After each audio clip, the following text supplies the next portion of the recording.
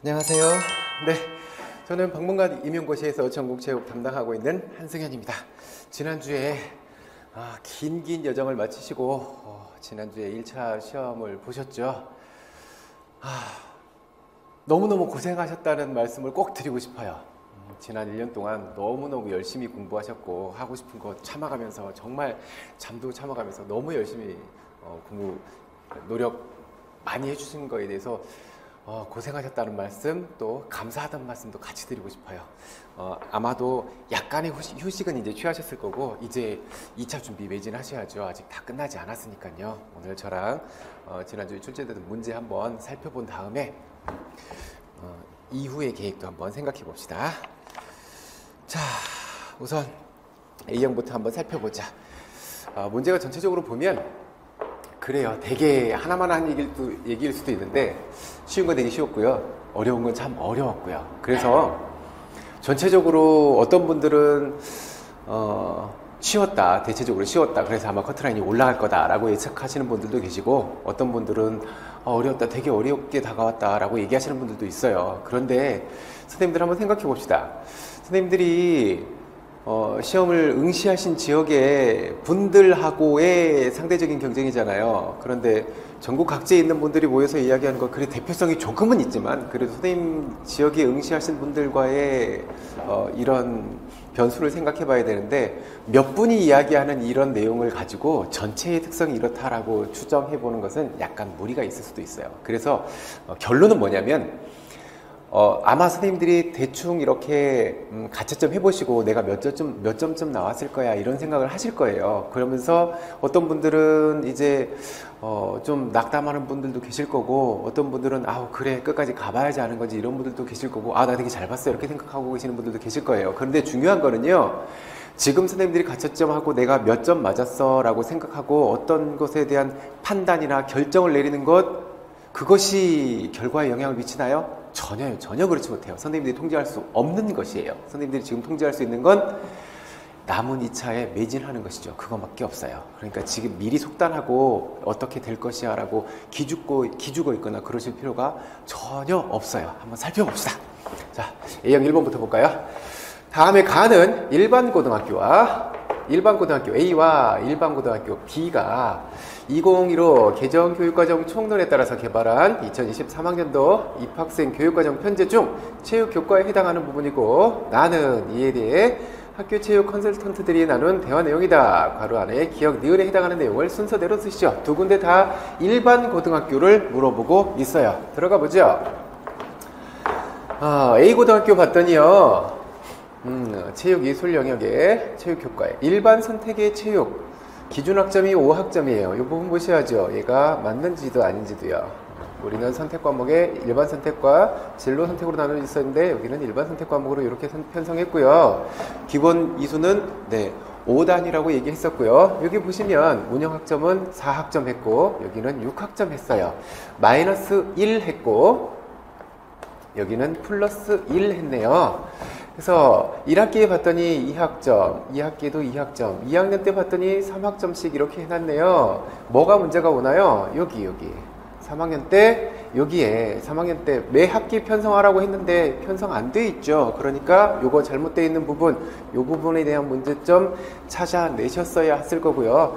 자, 필수 이수 학점은 10학점. 요건 문제되지 않네요. 다음 B고등학교 봅시다. 봤더니요, 자, 일반 선택에서 체육, 운동과 건강 기본이 5학점, 그리고 진로 선택에서 기본 5학점. 그래서 저 수업 시간에 내내 얘기했죠. 우리 선택 과목이요, 2일 동안 3진만 당했다고요. 그래서 2일 3진 이렇게 기억하고 있었어요. 5학점에서 플러스 마이너스, 일반 선택은 플러스 마이너스 2, 진로 선택은 플러스 마이너스 3. 그래서 2일 3진 이렇게 기억하고 있었잖아요. 그런데 여기 봐봐요. 5학점에서 플러스 1 했죠. 여기는요, 마이너스 3을 해버렸어요. 2 해야 되는데요. 그러니까 이 부분에 대한 문제는 바로 눈에 띄셨을 거고요. 이런 문제는 크게 다가오지 않았을 거예요. 봅시다. 두 학교의 교육과정 편제를 확인해 보니 A 고등학교의 3학년과 B 고등학교 2학년이 2015 개정 교육과정의 학점 배당 기준을 충실하게 반영하지 않은 것 같군요. 그렇습니다. A 고등학교의 경우 체육교과는 학점을 어떻게 해요? 매 학기 편성하라 그랬죠. 그리고요, 그런데 3학년 때 편성하지 못했잖아요. 그러니까 문제가 왔고요. B 고등학교의 경우 일반 선택 과목인 운동과 건강은 일반 선택 과목은 기본이 5단위, 2단위 플러스 마이너스 해야 되는데 아까 3단위를 빼버렸죠. 그러니까 어떻게 해요? 2단위 범위 내에서 증감하라고 이제 3단위라고 했으니까 이 부분이 잘못됐고요. 자, 요거 문제 놓고요. 많은 분들이 기억에 해당하는 걸 이렇게 쓰셨더군요. 이렇게 답을 쓰셨어요. 그래서 이게 맞는 답이냐 틀린 답이냐를 놓고 많은 분들이 그래, 교육과정 문서에 매 학기라고 되어 있어. 그러니까 난 그럴 거야. 저는요 매 학기 이거 인정돼야 된다고 합니다. 인정되어야 된다고 생각해요. 왜냐하면요, 교육과정 문서에 뭐라고 표현되어 있냐면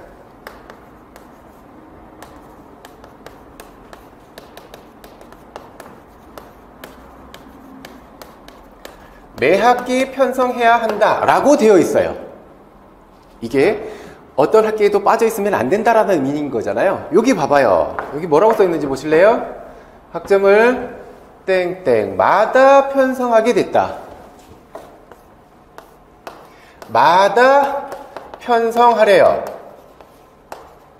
편성해야 한다. 얘가 같은 의미가 되면 되잖아요. 그쵸? 매 학기 편성해라. 여기도 매 학기 편성하라. 여기에 학기마다가 매 학기잖아요. 같은 의미잖아요. 그래서 저는 인정되어야 한다는 입장이에요. 학기라고 쓰셨어도 답은 인정되어야 합니다. 같은 의미잖아요. 원서에는 교육과정 문서에는 매 학기 편성해라. 여기는 마다 편성해라. 이랬으니까 학기라고 써도 분명히 인정받아야 합니다. 그 다음 2번 봅시다. 다음은 교육실습 중 예비교사와 지도교사가 나누는 대화 내용이다. 괄호 안에 기억, 니은에 해당하는 용어 순서대로 쓰시오. 이번 표현활동 수행평가에 대해 제가 부여한 점수와 선생님이 부여한 점수에 차이가 있음을 발견했습니다. 학생평가 시 교사 간 동일한 점수를 산출하는 것이 중요하다고 느꼈습니다. 교사 간의 동일한 점수를 산출하는 것, 얘가 뭐예요? 얘가 객관도 이야기죠. 얘는 객관도 이야기고요. 평가자 간 뭐예요? 객관도가 뭐예요? 객관도가 뭐예요? 객관도가 평가자 간 신뢰도죠. 그러니까 기억에 들어갈 내용은 신뢰도가 될 거고요. 이는 같은 대상자에 대해서 2명 이상의 평가자가 동일한 점수를 부여하는 정도를 정의하고 평가자의 주관성, 오류, 편견의 영향을 받게 됩니다. 교사가 부여한 점수에 따라 학생들의 성취 수준이 평가되기 때문에 평가자 간 신뢰도는 매우 중요하다고 할 수 있습니다. 그럼 평가자 간 신뢰도는 어떻게 확인하나요? 평가자가 2명인 경우, 평가자가 2명이에요. 변수가 2개라는 거죠. 2개인 경우 부여한 점수들 간에 무엇을 통해서요? 네, 2개니까요. 상관 분석을 통해서요. 그래서 요 표를 살펴보시면요. 요거 가지고 풀어낼 것은 없지만 예비교사가 한 학생에게 대해서 예비교사가 부여한 점수가 요 정도고 지도교사가 이렇게 더 높았다면 다른 아이들도요. 대부분 다 이렇게 비슷하게 돼요. 얘들이 역전돼 버리면 이제 객관도의 문제가 나타나게 되는 것이고요. 그 다음 3번 여성 스포츠 참여의 역사적 사건에 대한 보고서이다. 괄호 안에 기억, 니은에 해당하는 명칭을 순서대로 쓰시오. 1967년 보스턴 마라톤 대회 20대 여성 캐서린은 1967년 보스턴 마라톤 대회에 참가했다. 당시 남자만 출전할 수 있다는 규정이 없었음에도 불구하고 대회 조직위원회 관계자들이 그녀를 막아섰고 그녀는 우여곡절 끝에 완주했지만 7개월로 처리됐다. 이후 1972년 미국의 남녀교육균등 법안 타이틀 9이 제정되는 등 이 사건은 남성과 여성의 특성에 따라 활동 영역이 구분되어 있던 당시의 사회적 인식을 바꾸는 계기가 되었다. 이처럼 남성과 여성의 특성을 양극단에 위치시키는 현상, 얘죠? 얘는 전형적으로 기출문제에 다시 나온 거였어요. 양극단에 남성성은 이쪽 끝으로 향하고 있고 여성성은 반대쪽으로 향하고 있어요. 이거 기출문제였어요. 여성 역할 분극화에 대한 얘기고요. 한나는 남성다움과 여성다움으로 세분화해서 이 현상을 구체적으로 설명했다. 그 다음 요 선언, 이것은요 모두가 다 손잡고 틀리셨어도 관계없는 문제예요. 그래서 변별력에는 아무 영향을 주지 않는 문제예요. 이게 어디에 나와 있냐면요, 2022년 올해네, 올해 아직 안 지났죠. 올해 8월 1일에 새로 개정된 스포츠 사회학 교재에 실린 내용이에요. 선생님들이 한참 이제 모의고사 준비하고 있는 그 중간에 나왔던 문제예요.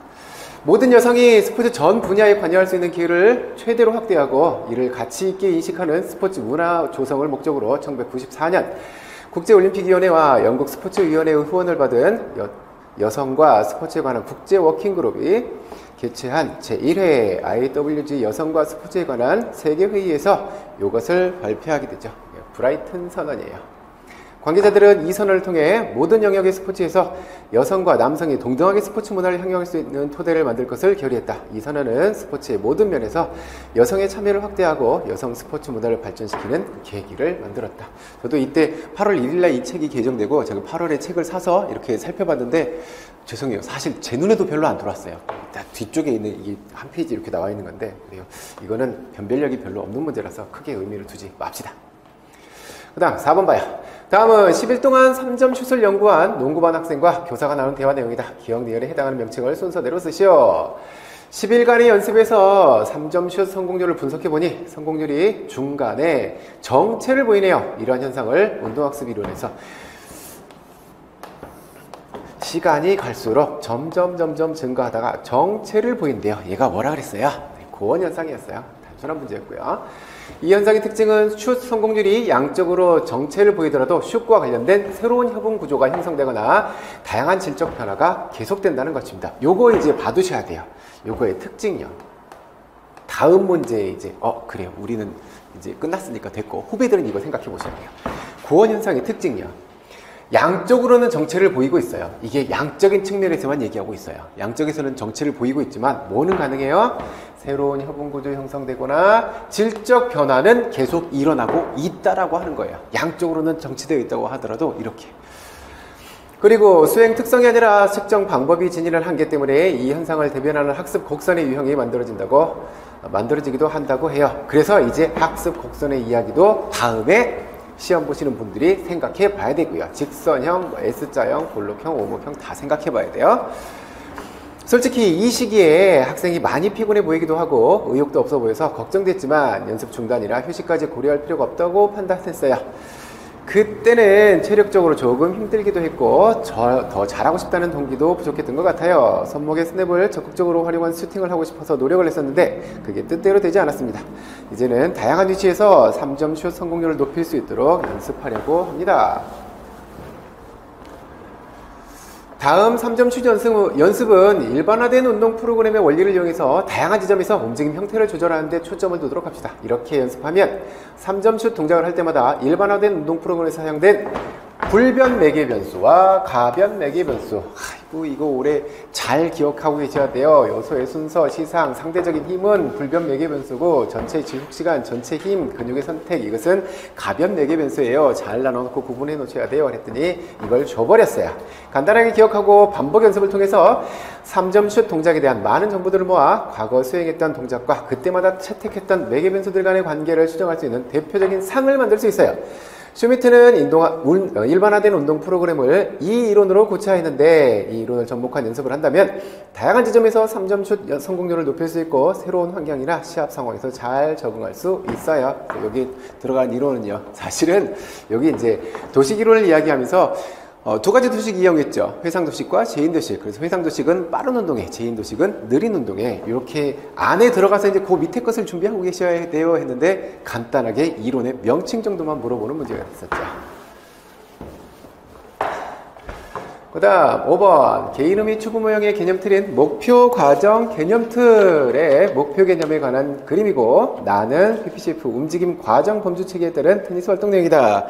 요거는 제가 전형적으로 예측하고 있었죠. 올해 나올 때가 됐다고 말씀드렸어요. 목표 개념이에요. 목표 개념에는요, 목표 영역에 개환사 있었죠. 이렇게 들어갈 거는요, 개인적 발달. 개인적 발달에는요, 생심, 물, 사회적 상호작용 부분은 의, 집, 문. 이렇게 선생님들 기억하고 외우고 계셨을 거예요. 전형적으로 이 문제는 틀리지 않았을 거라고 단언할 수 있어요. 1년 내내 강조했어요. 나옵니다. 나올 때 됐어요. 그 다음 움직임 과정 범주에 따른 테니스 활동 내용 봤더니 기본 움직임, 응용 움직임, 창조 움직임. 그래서 기본 움직임의 지각화, 유형화, 응용 움직임의 적용화, 세련화, 창조 움직임. 디귿에 들어갈 건 창조 움직임이죠. 창조 움직임의 다양화, 즉흥화, 구성화 이렇게 있어요. 반드시 외우고 계셔야 돼요. 라고 마르고 닳도록 얘기했죠. 봅시다 이제. 테니스 동작을 수행하기 위해서 연속적이며 조화로운 방식으로 신체 부위를 사용하고 배열할 수 있다. 신체 부위를 사용하고 배열할 수 있다. 얘가 뭐였었죠? 유형화죠.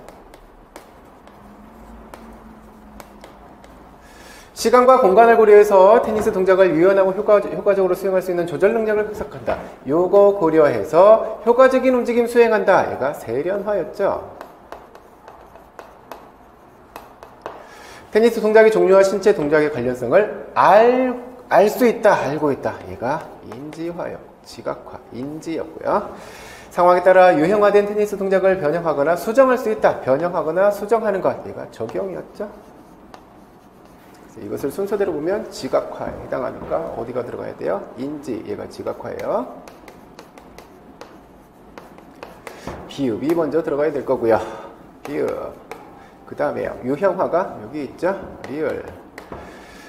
적용화는 여기 있죠. 시옷. 그 다음에 세련화가 여기 있으니까 미음. 이 순서가 돼야 되겠네요. 이것도 큰 어려움 없이 해결할 수 있으셨을 거라고 봐요. 요 움직임 과정 범주는 기출문제로 나왔던 부분이고 목표 영역은 요번에 처음 나왔어요.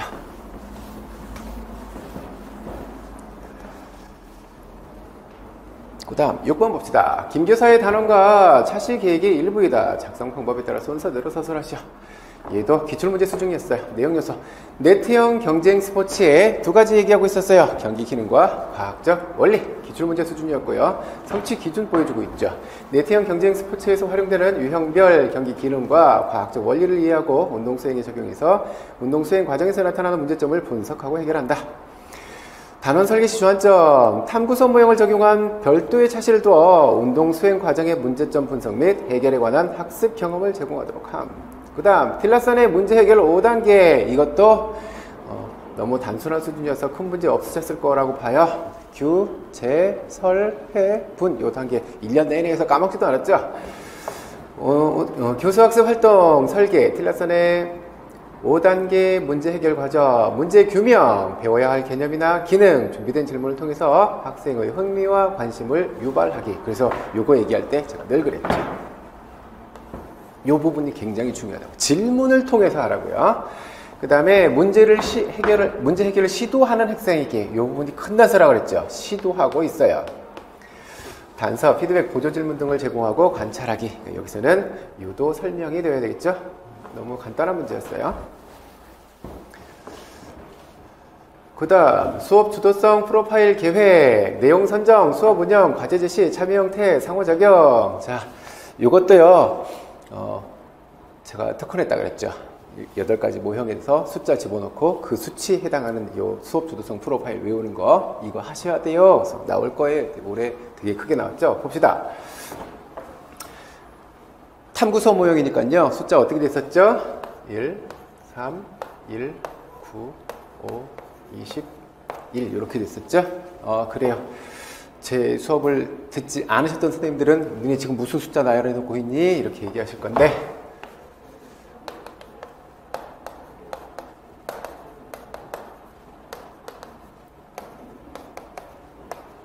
우리는 이걸 수치를 부여해서 수업 주도성 프로파일 8개를 전부 다 외웠어요. 그래서 내는 내용 선정이죠. 내용 선정이 어디에 있어요? 1에 와 있어요. 1에 와 있는 거는요. 직접적인 건 1, 상호작용적인 건 5, 간접적인 건 10 이렇게 와 있었어요. 1에 와 있으니까 누가요? 학생 자신이 직접 탐색하고 해결할 내용을 스스로 결정한다. 그러면 1에 와 있으니까요. 이 부분에 대한 설명인데 뭐라고 쓰셔야 돼요? 교사가 직접 한다고 써야 되죠. 교사가 직접 결정한다. 그 다음 수업 운영. 수업 운영 어디 있어요? 여기요. 3에 와 있어요. 3에. 있는데 여기쯤에 이렇게 채워있죠. 교사가 수업 관리 계획과 특정한 수업 절차를 결정하되 일정 부분은 학생이 결정할 수 있다. 교사가 대부분 하되 일정 부분은 넘어갈 수 있대요. 다음 과제 제시. 여기 과제 제시. 학생이 수업에서 탐구할 질문을 스스로 설정해야 돼요. 과제 제시도 몇에 와 있어요? 1에 와 있어요. 이 부분 설명해야 돼요. 그러니까 이것도 누가 해야 된다고요? 교사가요. 학생이 아니고 교사가 한다라고 바꿔야 되죠. 참여 형태는요 9에 와 있어요. 학생이 가능한 해답들을 탐색하고 다른 학생과 협력하며 새로운 시도를 해보도록 함. 그 다음에 상호작용은 어디 있어요? 교수적 상호작용. 얘가 5에 와 있어요. 교사는 학생의 사고력을 자극하고 학생의 움직임 탐색을 이용하도록 질문을 활용함. 그러니까 요것도요, 제가 요 8가지 모형 숫자를 집어넣어서 이렇게 외우고 이 내용을 풀어서 쓰는 연습 좀 하세요. 지속적으로 보고 갖고 가셔야 돼요. 라고 하면서 제가 그 설명도 했어요. 봐라. 3에 와 있는 거 혹은 뭐 6이나 7에 와 있는 거 이런 것들은 물어보기 애매하다. 왜? 여기 있는 것들을 설명하기는 그렇지 않으니까. 극단에 있는 것들이 나오기 쉬울 거다. 그랬더니 아니나 다를까 극단에 있는 것들이 나왔었죠. 이 부분 아마 조금 이렇게 수치를 집어넣고 외우지 않았으면 굉장히 복잡하고 어렵게 다가올 수도 있어요. 제가 공부를 하고 있었을 때에도 8가지 모형의 수업 주도성 프로파일, 어디는 빗금이 여기가 있고 어디는 여기 있고 이렇게 와 있는데 이 내용을 보고 하나씩 보려고 하면 정말 너무 복잡하고 힘들었어요. 물론 그 모형에 대한 이해를 완벽하게 한 다음에 들여다보면 그 다음에는 이제 이해하는 게 쉬워지죠. 하지만 공부하는 단계에서는 그게 쉽지 않았어요. 그래서 요거 수치를 넣고 외워버리면 빗나갈 일이 없다 그랬죠. 그래서 혹시라도 지금 지금 영상을 보시는 선생님들이 지금은 2023년이다 그렇다라고 하면 저에게 물어보셔야 돼요. 이거 어떻게 외워야 돼요? 이거 외워서 집어넣으면 안 벗어납니다. 그러니까 꼭 우연히 이 영상 봤는데요, 그거 외우는 방법이 있다 그러던데요, 알려주세요. 저에게 톡을 보내세요. HSH0703이에요 얘 이니셜, 얘는 숫자예요. 여기다 톡 보내셔가지고 우연히 영상 봤는데요, 이거 외우는 방법이 있다며요, 좀 알려주세요. 제가 보내드리도록 할게요. 그 다음 이거 봅시다. 이게 뭐냐면 방금 요 문제가 이렇게 출제됐잖아요. 요 항목 주요 내용들 이렇게 해놓고 틀린 것 2개 찾아서 수정해라 라고 하는 문제였었죠. 지자랑하려고 가져왔어요. 봐봐요. 제가 9회 모의고사 5번 문제를 이렇게 냈어요. 내용 선정부터 과제 전개까지요. 이렇게 풀어놓고 잘못된 항목 그 내용 찾아서 바르게 수정해라 이렇게 문제를 냈어요. 봐봐요. 시험 문제 똑같죠? 그 다음 7번 봅시다. 다음은 우리나라의 무예 역사와 영국 스튜어트 시대의 스포츠에 대해 조사한 학생의 보고서이다. 봅시다. 삼국시대 무예. 화랑도가 수행한 신체활동은 국토를 신성하고 존엄하게 생각하며 목숨을 걸고서라도 지켜야 한다는 불국토 사상과 연계되어 있다. 이게 옳은지 틀린지를 하라는 얘기잖아요. 네, 옳은 얘기죠. 불국토 사상. 이것은 뭐 이 나라의 땅이 부처님이 땅이다. 그러니까 이렇게 목숨을 걸고 지켜야 된다. 이런 의미, 옳은 얘기였고요. 그 다음에 편력은 화랑도의 교육 방식의 일종의 야외 활동이었다. 편력은 19세기 말 독일에서 청소년 야외 활동을 하나로 일어난 플레이그라운드 운동과 유사한 것이다.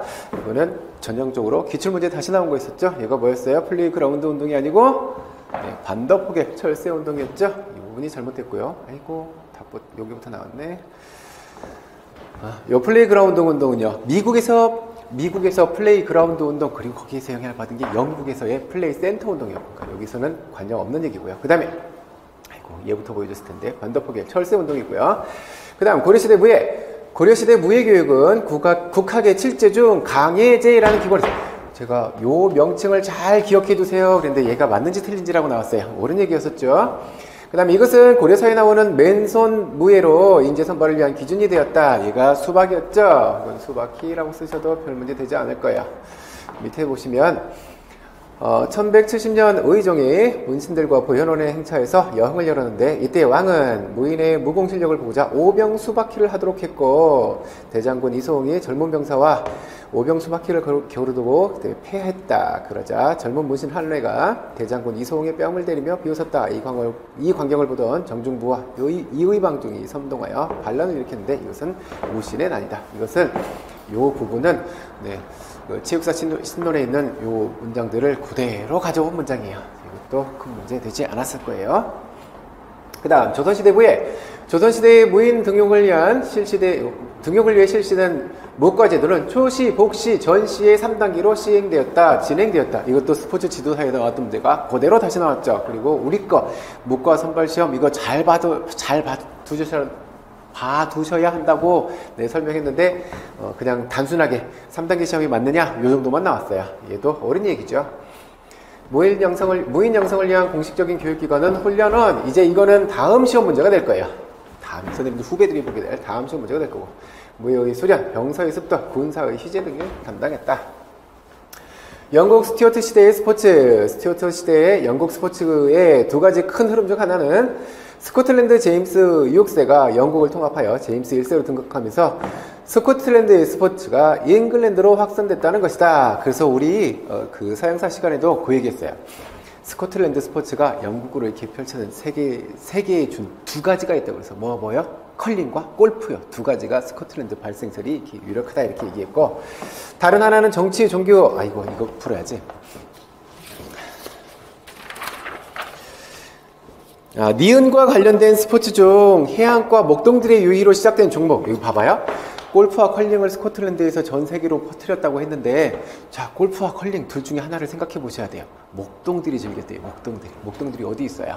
잔디밭, 풀밭에서 놀잖아요. 풀밭에서 하는 종목이니까 쉽게 접근이 가능했을 거예요. 골프요. 다른 하나는 정치, 사회, 종교적인 이유로 스포츠 활동의 장려와 금지가 공존하는 현상이 반복되었다는 것이다.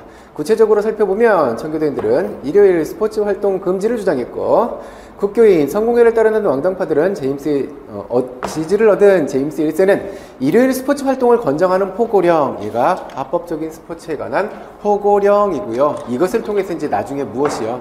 애슬레틱 썬데이 이렇게 발전하게 되죠. 이것도 단순한 기입형 형태였으니까.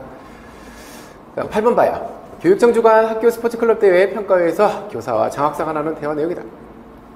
어느 날 한 학생이 찾아와 탁구에 흥미가 있다며 방과 후 수업에 개설된 탁구반에 들어가도 되는지 물었습니다.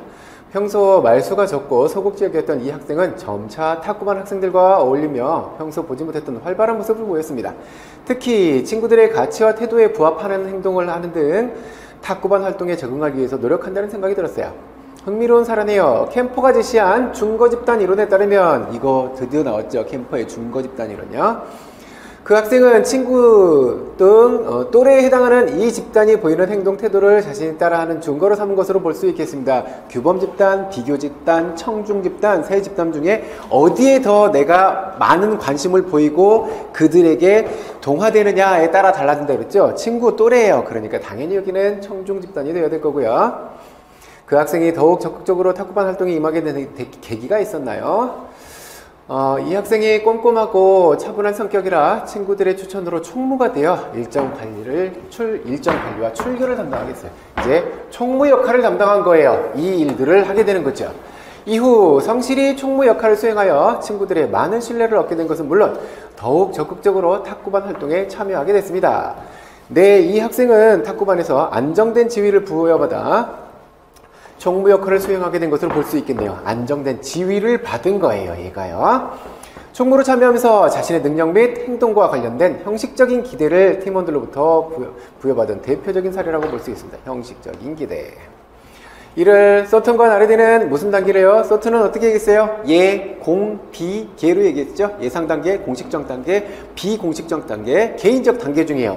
공식적인 역할, 안정된 지위, 이 역할을 맡고 있잖아요. 그러니까 무슨 단계인 거예요? 공식적 단계야. 그 다음 더 주목할 점은 학생이 실력 향상을 위해 스스로 집 근처 탁구장을 찾아가 레슨을 받고 동호회에서도 활동하기 시작했다는 점입니다. 아울러 학교에서도 열심히 활동에 참여하여 기량이 급상승했습니다. 이 부분은요, 니은에 해당하는 단계에 썼고, 디귿에 해당하는 스포츠를 통한 사회에서 나타나는 전의의 일반적인 특성, 스나이더의 주장에서 근거해서 서술해라. 요거 서사참 요거 찾는 거요. 기출문제로 2번, 3번 나왔다고 그랬죠. 올해 또 나왔어요. 참여의 정도, 참여의 자발성, 사회와 주관자의 위신과 위력, 참여자의 개인적, 사회적 특성, 요 5가지를 쓰라고 하는 거 기출문제로 계속 나왔다고 했어요. 올해 또 나왔어요. 이거 어디에 해당한다고 했어요? 스스로 찾아간다라는 거예요. 스스로 찾아가서 레슨을 받고 활동하기 시작했다라는 거예요. 어떤 거예요? 네, 참여의 자발성이죠. 고무적인 일입니다. 최근 이 학생이 동호인 대회에 출전하게 됐는데요. 이 학생은 학생으로서 학교 생활을 충실히 하고 싶고 선수로서 대회에도 참가하여 좋은 성적을 거두고 싶어 하는데 학교 수업을 빠지고 대회에 참가해야 할지 고민하고 있습니다. 리을에 해당하는 일탈의 구조적 근원을 코클리의 주장에 근거해서 쓰시오. 양립 불가능한 가치 지형 얘기하고 있는지요? 경쟁적 보상 구조 얘기하고 있는지요? 역할 사회화 얘기하고 있는지요? 여기 봐봐요. 학생으로서의 역할을 충실히 하고 싶어요. 또 선수로서의 역할도 충실히 하고 싶어요. 근데 두 가지를 다 하기가 너무 혼란스럽다라고 하는 거죠. 당연히요. 역할 갈등이죠.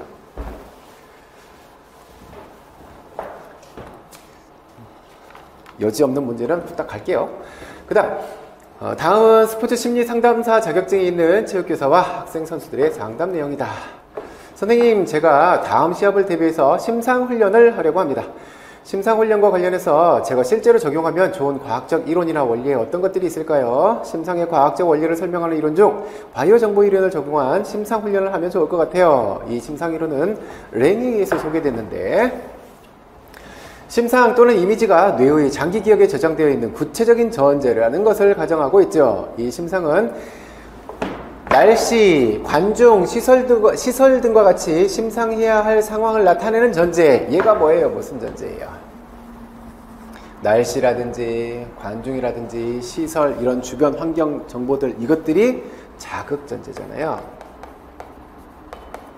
그리고 특정 상황에서 근육의 긴장감, 호흡, 심장의 박동과 같이 내부적으로 느끼는 심상의 결과로 나타나는 전제, 얘가 반응 전제고요. 그래서 이 이론에서 뭐라고 얘기했어요? 자극 전제와 반응 전제를 모두 다 떠올려야 무엇이 높아진다고요? 선명도가 높아진다고 얘기했죠. 바이오 정보 이론에서 이 두 가지 전제를 모두 포함한 심상을 했을 때 모든 감각의 동원이 이루어지기 때문에 심상에 무엇이 높아진다고요? 선명도가 높아진다고요. 그래서 기억에 해당하는 전제는요, 여기에 해당하는 전제는 반응 전제죠. 요 앞에 있는 게 자극 전제고요. 그리고 이렇게 두 가지 다 떠올려야 높아지는 게 심상의 선명도가 높아진다라고 했고요. 제가 심상을 할 때 심상의 단계 이야기하면서 습득 단계에서 선명도와 조절력을 반드시 습득할 수 있어야 돼요. 그리고 연습 단계에서는 이 두 가지를 연습하는 단계, 그러니까 선명도와 조절력이 언젠가는 꼭 나와요. 그랬더니 여기서 나와버렸죠. 그 다음, 예전에는 타석이 들어섰을 때 심장이 아주 빠르게 뛰기도 하고 삼진을 당할까봐 많이 긴장했었는데 선생님이 알려주신 이완기법이나 자세훈련, 호흡법 덕분에 전체적으로 많이 안정됐습니다. 디귿 상황에서 가기법을 적용할 때, 그럼 가기법까지 봐야 되겠네요. 가기법 밑에서 살펴봅시다. 기대되는 심리적 효과를 스필버거가 제시한 불안의 두 가지 개념에 근거해서 서술할 것. 스필버거는요, 불안을, 자, 우리 불안 수준 어떻게 구분했죠?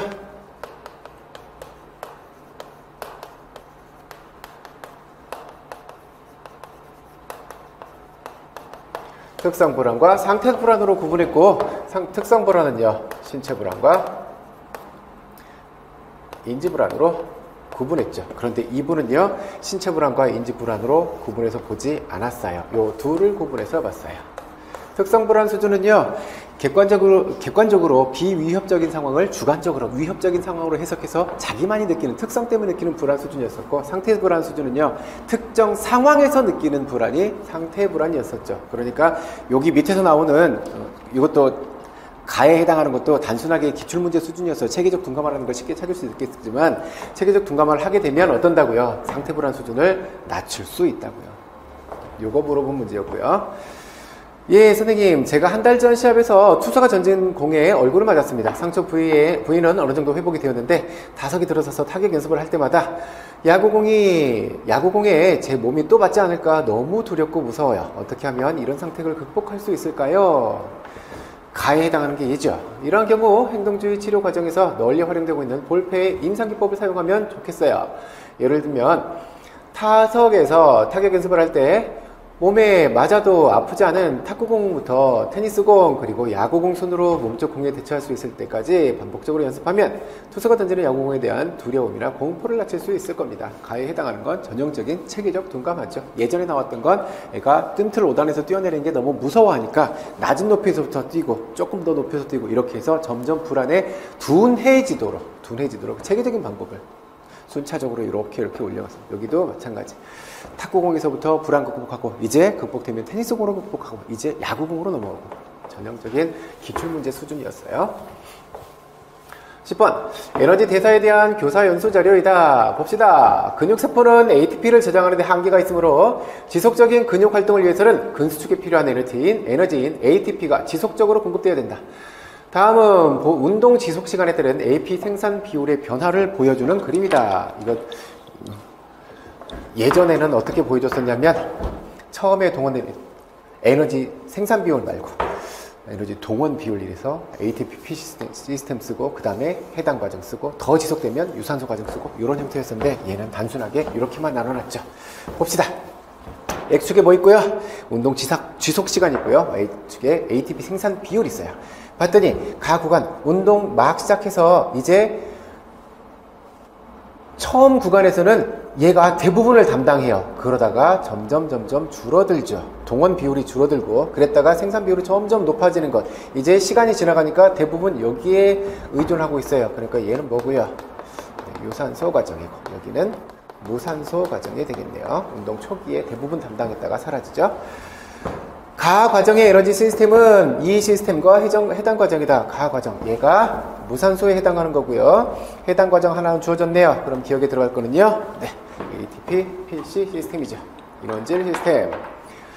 이 시스템의 속도 조절 효소는 크레아틴 키나제다. 그래서 이것도 속도 조절 효소들 잘 체크해 두시라 그랬죠.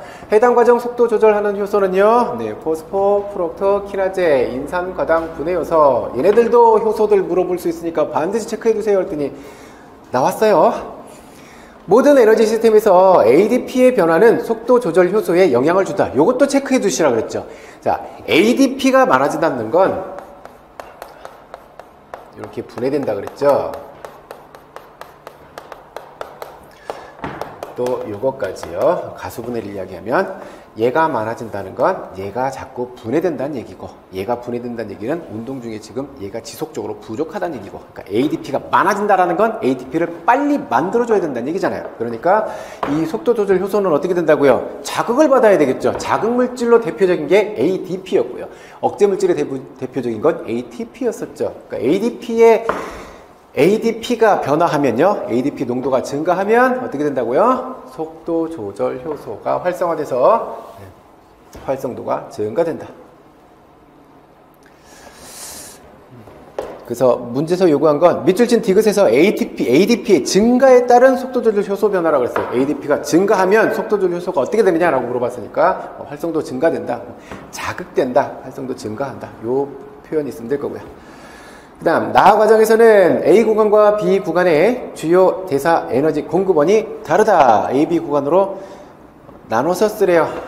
A 구간은요 초기에는 대부분 뭐 쓰고요? 탄수화물 쓸 거고 B 구간은 유산소 쓸 거니까 지방 쓰게 될 거고요. 너무 단순한 문제였어요.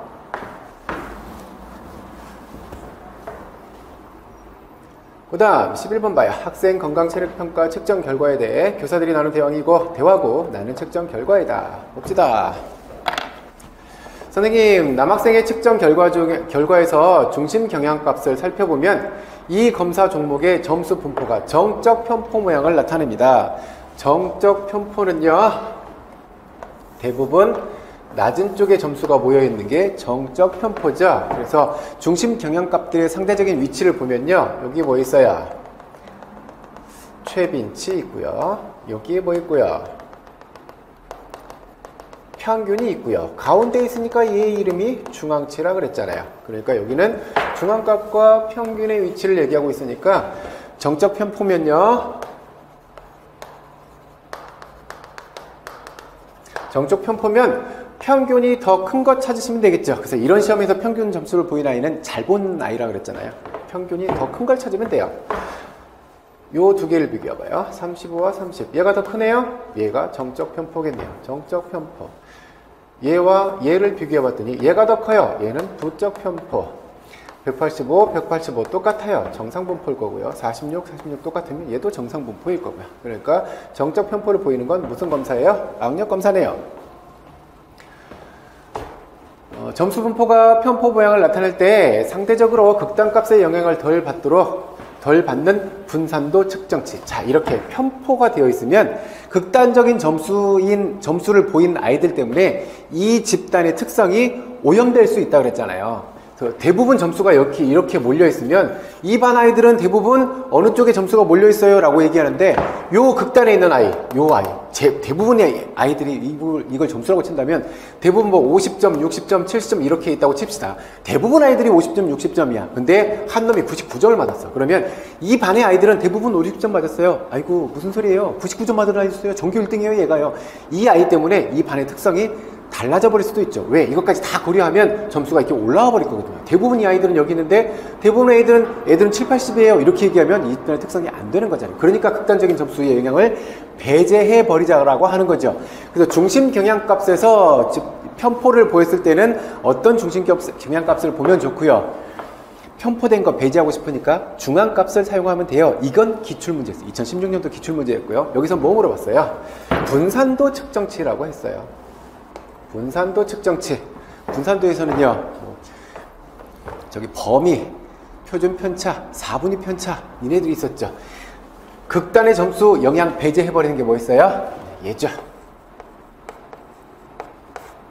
얘가 뭐예요? 4분 편차잖아요. 요 점수하고, 얘가 Q3라고 하고, 얘가 Q1이라고 하면, 요 가운데 있는 값만 반영해주기 때문에 극단의 점수를 빼버릴 수 있죠. 4분 편차는 극단의 점수의 영향을 받지 않아요. 나의 측정 결과표에 4분 편차에 대한 정보도 추가적으로 제시하면 좋을 것 같습니다. 좋습니다. 여학생의 측정 결과에서 분산도를 살펴보면 제자리 멀리뛰기 검사의 표준 편차가 가장 크게 나타났어요. 자, 여학생 측정 결과 봅시다. 자, 이쪽만 보자면요. 표준 편차가 4, 여기는 2 이렇게 나와 있어요. 그랬더니 뭐라고 얘기해요? 제자리 멀리뛰기가 15로 표준 편차가 가장 크게 나타났네요. 반면 안자 외모 앞으로 굽히 검사 표준 편차가 얘는 2니까 가장 작게 나타났네요. 이렇게 얘기하고 있어요. 그래서 이 결과를 통해서 검사 종목의 분산도를 비교할 수 있습니다. 이 교사는 지금 무슨 얘기하고 있냐면요. 여기는 표준 편차가 크고 여기는 표준 편차가 얘는 15고 얘가 2니까 이 집단이 훨씬 분산이 크고 이 집단의 분산은 작아요라고 얘기하고 있어요. 지금 이 윤 교사의 이야기가 그 얘기죠. 여기는 15고 여기는 2니까 이 결과를 통해서 검사 종목의 분산도를 이 결과를 통해서 이 결과가 뭐예요? 이거예요. 15와 2를 비교해 보니 검사 종목의 분산도를 비교해 볼 수 있습니다. 결론은 뭐라고 내렸겠어요? 여기는 이질적인 집단, 여기는 동질적인 집단 이렇게 내렸겠죠. 그랬더니 오 교사가 뭐라 그래요? 측정 요소 및 단위가 서로 다른 검사의 표준 편차를 직접 비교한 것은 적절하지 않습니다. 단위도 다르고 서로 달라요. 검사의 표준 편차도 서로 달라요. 이럴 때는 직접 비교하면 안 된다고 그랬죠. 특히 측정 단위는 같더라도 평균치가 클수록 표준 편차도 커지는 경향이 나타나기 때문에 결과 해석 시 주의가 요구됩니다. 이런 경우에 상대적 분산도에 해당하는 뭘 활용해 보라 그랬어요?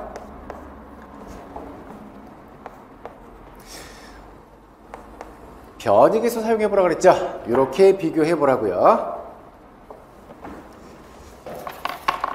얘도 나와요 했더니 정말로 나와 주었죠. 그리고 문제에서 요구하고 있는 게요.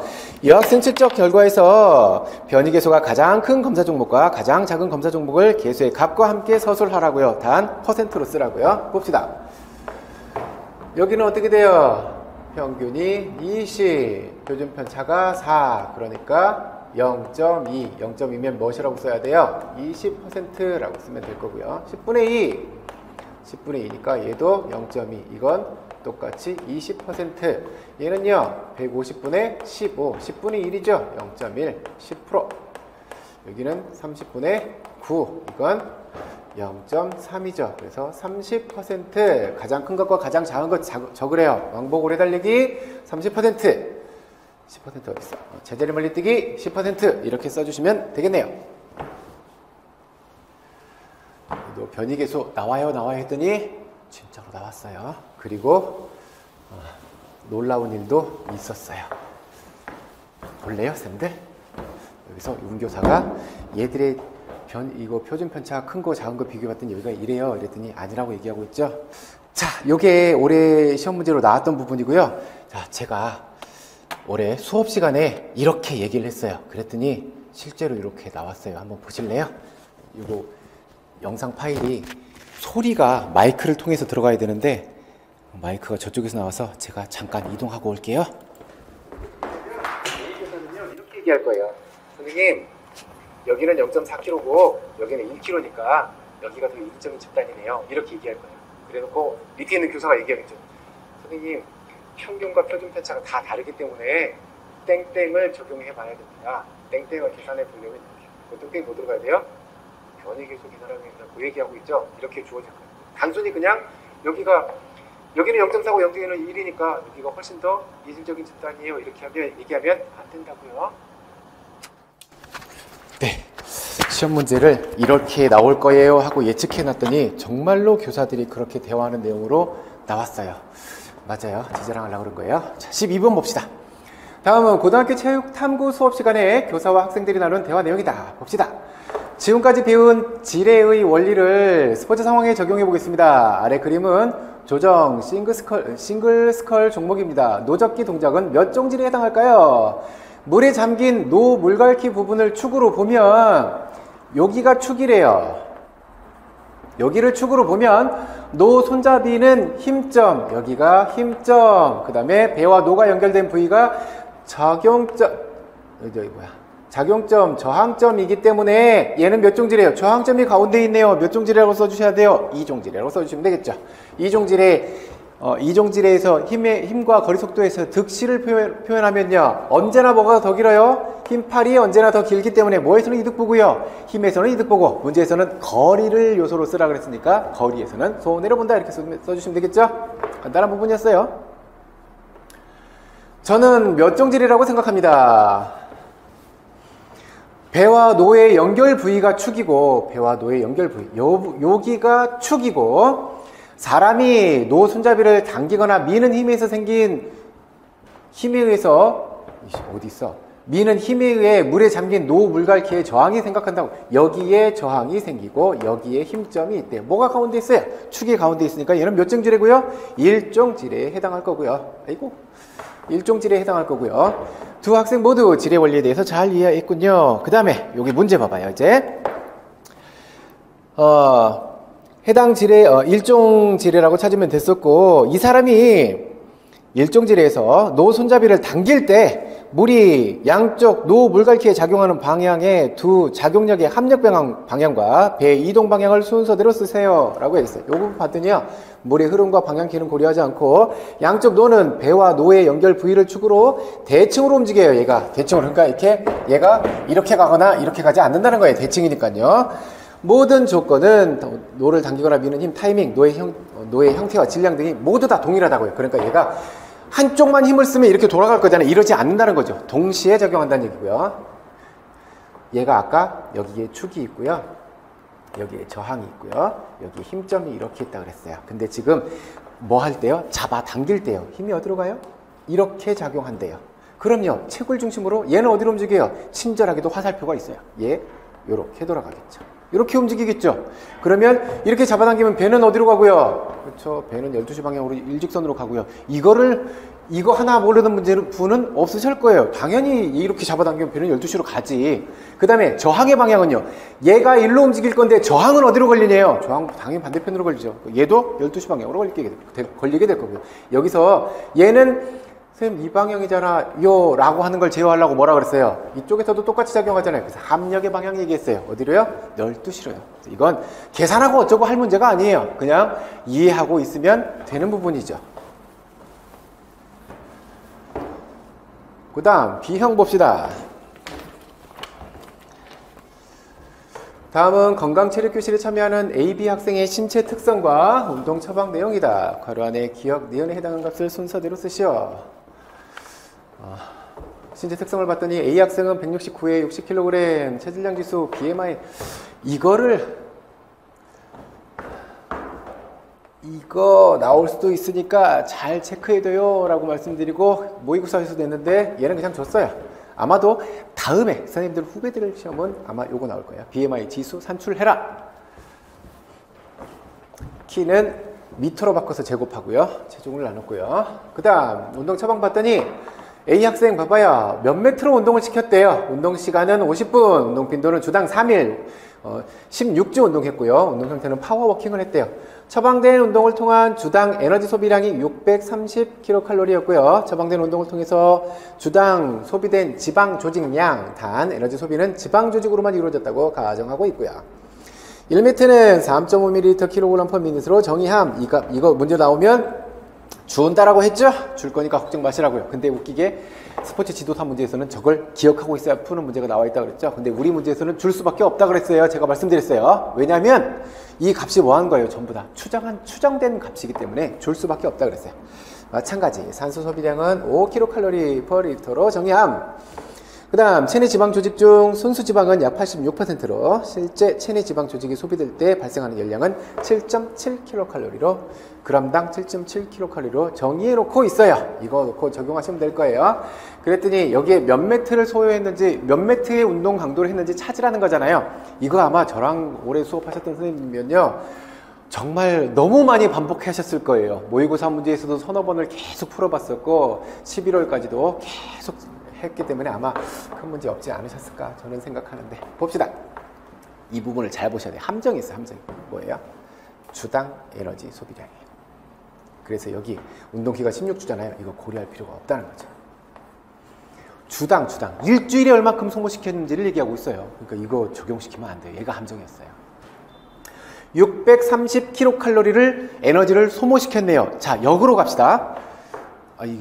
다 안 풀어도 되지. 630kcal인데 리터당 5kcal라고 했잖아요. 그럼 산소 소비량은 얼마예요? 하면 산소는 126kcal, 126리터. 자, 산소 소비량은 126리터 소모시켰어요. 126 곱하기 5 하면 630kcal가 나오니까요. 126리터를 소모시켰어요. 그러면 얘가 이렇게 운동을 했을 때 126리터를 소모시키면 되잖아요. 그죠? 자, 메타볼리즘의 개념이 뭐였었죠? 안정시 산소 소비량이었죠? 이 값은 주어놨고요. 자, 그러면 안정시에 3.5ml를 소모시켜요. 단위 봐요. kg당 분당. 1kg당 3.5ml면 이 사람의 체중이 얼마예요? 이 학생이죠? 60kg이에요. 60kg. 몇 분이요? 50분. 그리고 주당 몇 번 했어요? 3일 했어요. 3일. 그러면 산소 소비량이 나올 거예요. 어떤 단위로요? 밀리리터의 단위로요. 우린 리터로 바꿔야 되니까 1000 나눠주면요. 요 값이 31.5리터가 되죠. 하루에 31.5리터 소모시켰대요. 일주일 동안 31.5리터를 소모시켜요. 이게 몇 매트일 때예요? 1매트일 때요. 그러면 몇 매트를 해야 얘를 소모시키나요? 126 나누기 31.5 이렇게 하면 4매트 나오죠. 얘도 단순히요. 요 개념 적용시키면 된다고 그랬어요. 아마 큰 어려움 없었을 거예요. 요 의미, 단위 의미를 생각해 놓고 풀어보면 아마도 조금 혼란스러웠던 건 요 부분을 주당 에너지 소비량 요 부분에 관심을 가졌다면 얘는 배제하고 푸는데 큰 문제 없으셨을 거예요. 그 다음 B학생 봅시다. 운동 강도가 최대 심박수의 60%고요. 운동 시간 60분, 주당 4일, 16주 했고요. 자전거 타기 형태로요. 자, 주당 에너지 소비량이 693kcal를 소모시켰네요. 봤더니 여기는요. 요거 지방 조직량은 얼마만큼 소모시켰냐고요. 693을 소모시켰어요. 근데 지방 1g으로는요. 7.7kcal 나누는데 소모시킨대요. 나누기 7.7. 단순하게 나와요. 90. 요거 저랑 수업하셨던 분이면 너무 반복을 많이 해서 큰 어려움 없으셨을 거예요. 이거 풀면서 그랬어요. 자꾸 반복하는 데는 이유가 있다고요. 나왔어요, 올해. 다음은 배구 서브의 과학적 원리에 대한 설명이다. 괄호 안에 기억에 해당하는 양력의 방향과 니은에 해당하는 명칭을 순서대로 쓰시오. 배구에서 서브를 강하게 넣을 경우 공이 상대 코트 위로, 상대 코트 뒤로 날아갈 가능성이 높아진다. 하지만 톱스핀을 걸면 마그누스 효과로 인해서 코트 안으로 들어갈 가능성이 높아진다.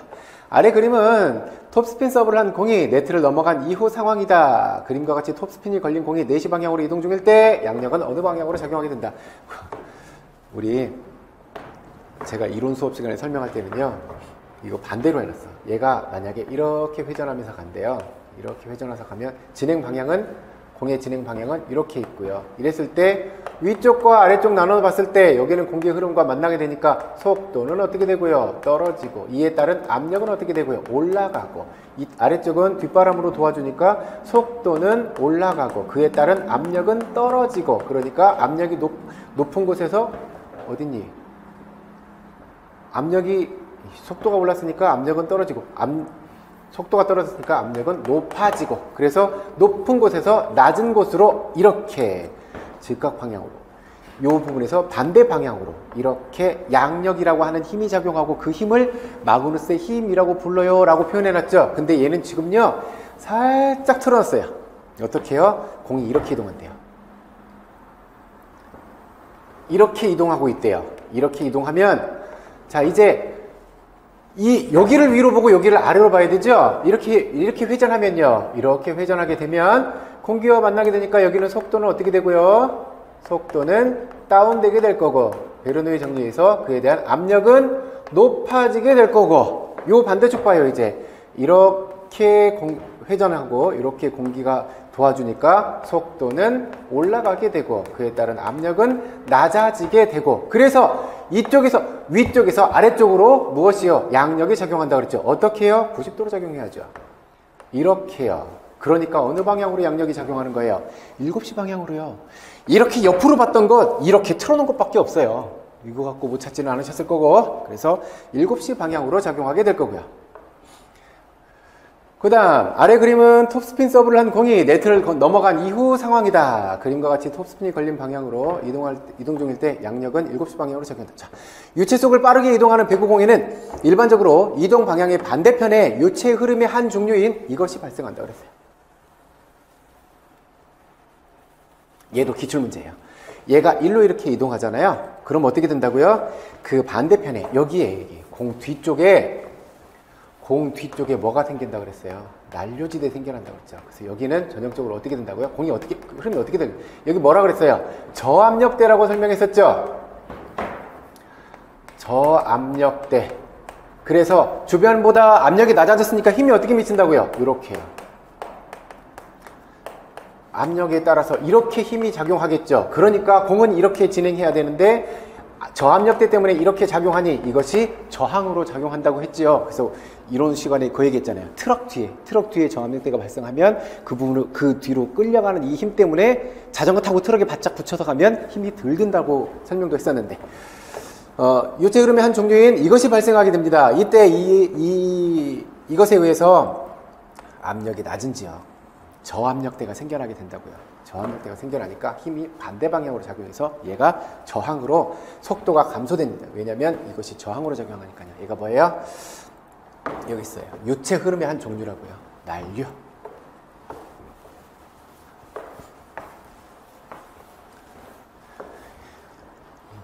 그 다음 3번 수석교사와 초임교사가 나누는 대화 내용이다.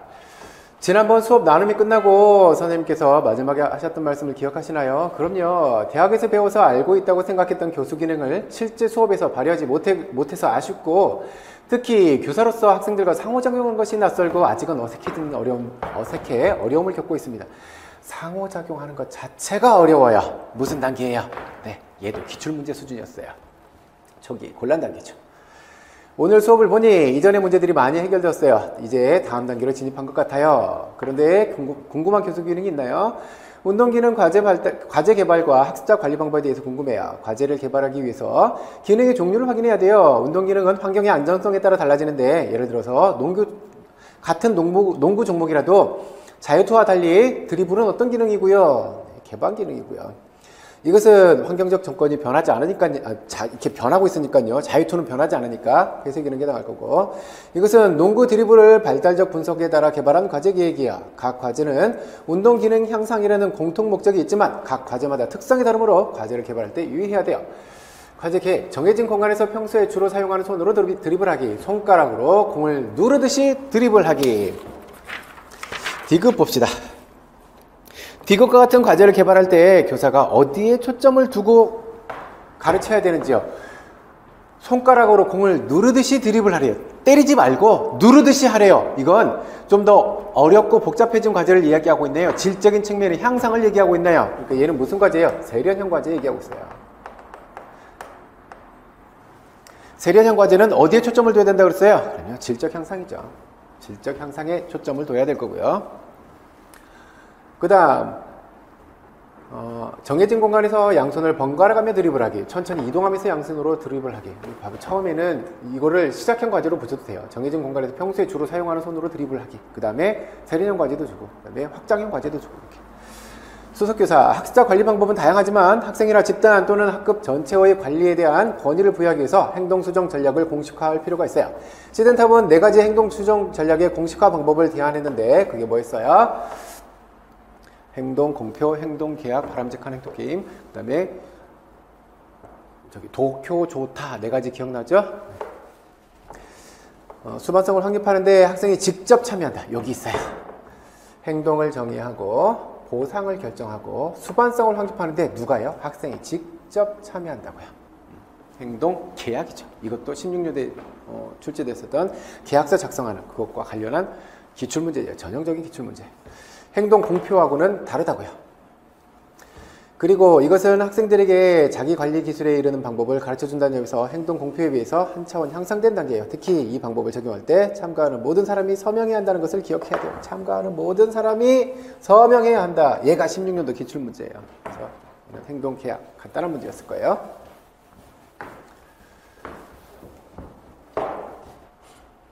다음은 스포츠 교육모형을 적용한 수업 설계의 일부이다. 스포츠 교육모형 및 야구 소개 1차 시하고 지도상의 유의점, 원격 수업 플랫폼 활용 다 읽지 말고 필요한 부분 봅시다. 단원 계획에 포함된 스포츠 교육모형의 핵심적인 6가지 특징이 모두 반영되도록 기억에 해당하는 것을 써라. 이거 시즌, 팀 소속, 공식 경기, 기록 보존, 축제화 얘네들 6개요. 봅시다. 팀 구성하라고 했으니까 팀 소속 나와 있었고요. 시즌 나와 있고요.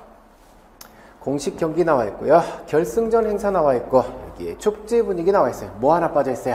네, 기록 보존 빠져 있죠. 그러니까 여기에 들어갈 거는요. 기록 보존이면 돼요. 다른 문장 다 필요 없어요. 기록 보존. 간단한 문제였고요. 그 다음 평가 요소 봐봐요.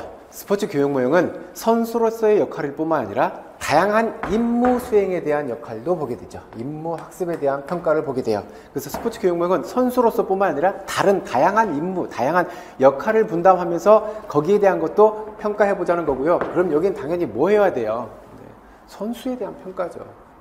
선수에 대한 평가.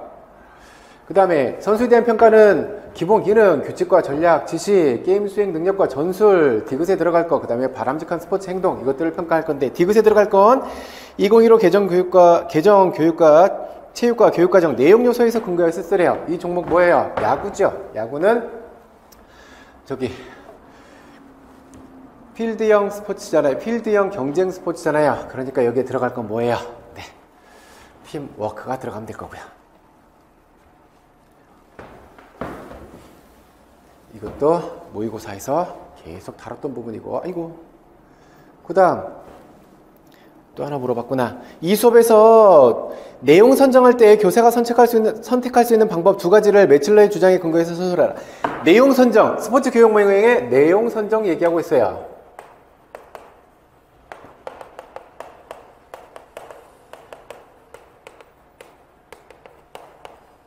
이렇게 돼 있죠. 스포츠 교육 모형은요. 5, 6, 29, 9, 29, 19 이렇게 돼 있죠. 그래서 다른 모든 모형은 전부 다 내용 선정이 1에 와 있는데 스포츠 교육 모형은 5에 와 있어요. 그러니까 이 부분 반드시 봐두셔야 돼요 라고 설명했고, 그 밑에 되어 있어요. 밑에 뭐라고 설명이 되어 있냐면 2가지 수준에서 일어난다. 한 가지는 교사가 직접 선택해서 제시하는 방법이고, 또 하나는 교사가 내용 범주를 결정하고 학생이 선택하게 하는 것이다 라고 이렇게 그 문장 되어 있고, 그 부분 잘 봐두시라고 그랬죠.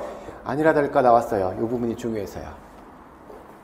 두 가지 방법은 교사가 정목을 선정하고 정보를 제공해 주는 것, 또 하는 건 교사가 범주를 제시해 주고 나면 학생이 선택하는 것. 이렇게 두 가지. 그래서 사실은 여기가 5가 아니고요. 이렇게 와 있어야 돼요.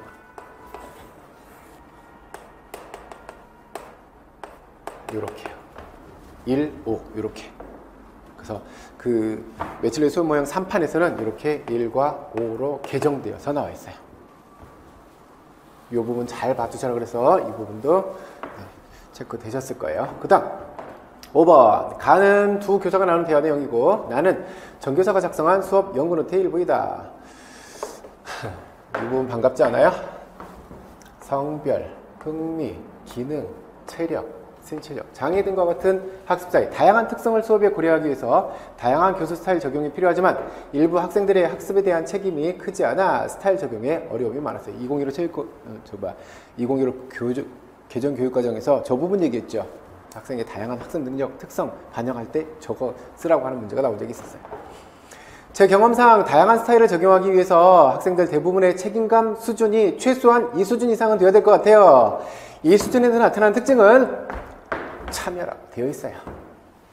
이 수준의 의사결정과 행동 사료는 자기 동기 부여 등이 있어요. 저는 학년 초에 학생들의 책임감 수준을 확인하고 책임감이 부족한 학생들의 책임감 수준을 높이려고 해요. 그래서 제가 누누이 얘기했어요. 무자, 참자, 관초 이렇게 해놓고 이름을 쓰라고 얘기하든 요 단계를 반드시 기억하고 계셔야 되고 중요한 건 이것을 수치로 물어볼 수도 있다. 그러니까 그 출발점이 0인 것을 반드시 생각하고 있어야 된다. 무자, 참, 참여 단계 세 번째는 3단계 쓰면 큰일 난다고 제가 몇 번이나 얘기했어요. 뭐라고 쓰셔야 돼요? 그럼요 2단계 쓰셔야죠. 무책임 단계, 자제 단계, 참여 단계, 자기 방향 설정 단계, 관심 단계, 초월 단계 이렇게 있잖아요. 그래서 반드시 기억해야 될 거예요. 여기가 0이라는 사실을 절대 잊어버리지 마요 라고 1년 내내 얘기했어. 참여 단계라고 했으니까 1, 2, 2단계로 오셔야죠. 무자, 참, 세 번째는 3단계 이러면 안 된다고 얘기했어요. 수업 시간에 심지어 제가 이렇게 얘기했어요. 이거 했는데 세 번째로 나왔으니까 3이요 이렇게 쓰면 혼난다 그랬어. 안 들리셨을 거야. 모스턴과 애쉬워스의 교수 스타일에 적용된 이 스타일에 관한 내용을 바탕으로 수업을 설계하고자 함. 이 스타일은 학습자가 과제를 수행하고 스스로 평가하는 특징을 보입니다. 스스로 평가한대요. 다른 얘기 없어요. 스스로 평가한대요. 자기점검형이죠. 학습자는 과제를 독립적으로 수행하고 교사가 마련한 평가 기준에 따라 자신의 과제 수행을 스스로 점검할 수 있어야 함. 그래서 저기 네모에 들어가야 될 건 자기점검형 들어가면 될 거고요. 다른 스타일과의 관계, 이 스타일은 두 가지 스타일이 발전된 스타일임. 이거 모의고사 문제에서 제가 그대로 냈어요. 두 가지가 뭐뭐였어요? 연습형과 상황수평이죠. 연습형, 상황수평, 니은 디귿을 뒤집어서 썼으면 큰일 날 문제네요. 왜냐하면 뒤에 나와요. 이전 차시에서 서로 다른 스타일을 적용한 수업을 통해 학습자 역할을 배울 수 있음. 과제를 독립적으로 수행하는 방법은 이 스타일, 니은 스타일을 적용한 수업에서 배우고, 그러니까 니은에 들어갈 게 연습형이어야 돼요. 니은에 상황수평을 쓰면 큰일 나요. 디귿 스타일을 적용한 수업에서는 평가 기준을 활용하고 다른 학습자에게 피드백을 제공하는 방법을 경험하며 자기 평가 기술을 배울 수 있음. 디귿에 들어갈 게 상황수평이어야 되고요. 주의해야 될 것. 뒤집어져서는 안 됐을 부분이에요. 그 다음에 의사결정 구조 얘기라고 했죠? 연습형이니까 교사, 학생, 교사. 학생은 9가지 의사결정 사항 가지고 간다는 것도 우리는 다 외우고 계실 거고요. 상황수평. 이렇게 쓰셔도 큰 문제 되지 않을 거예요. 왜냐면 원서에 이렇게 되어 있으니까요. 이렇게 쓰셔도. 이렇게 쓰셔도 별 문제 되지 않았을 거예요. 과제활동 및 평가 기준 설계 시 주의사항. 이 스타일은 움직임 자체보다 움직임 결과로 수행의 최종 결과를 확인할 수 있는 과제에 적합함. 여기 봐봐요. 움직임 자체보다 결과를요. 평가 기준 역시 움직임 수행의 최종 결과를 바탕으로 수행 능력을 평가할 수 있는 내용으로 설정하는 것이 적절함. 육상 멀리뛰기 종목의 경우, 멀리뛰기일 경우에 폼, 이것보다는 어디에다가요? 이것을 바탕으로 평가 기준을 설정하는 것이 더 타당함. 결과를 갖다 놓으래요. 결과. 그러니까 여기에 뭐 들어가야 돼요? 네, 그럼요. 기록 들어가야 되죠. 그래서 이거 연습형 스타일, 상황수평 스타일에서 쓰여지는 것도 여기서 가져다 쓰기 좋다 그랬고요. 그래서 그 얘기도 수업 시간에 말씀드렸는데요. 예를 들어 세련형 과제, 좀 더 질적인 형상을 요구를 하는 이런 과제는 별로 적합하지 않다고요. 정확한 동작, 정확하지 않은 동작 이런 것들을 확연하게 구분할 수 있는 것이어야 되고 질적인 변화를 요구하는 이런 것들은 적절하지 않다 그랬고 여기서는요. 이거 가져다 놓으면 당연히 이렇게 찾아오는 건 큰 문제 되지 않았을 거예요.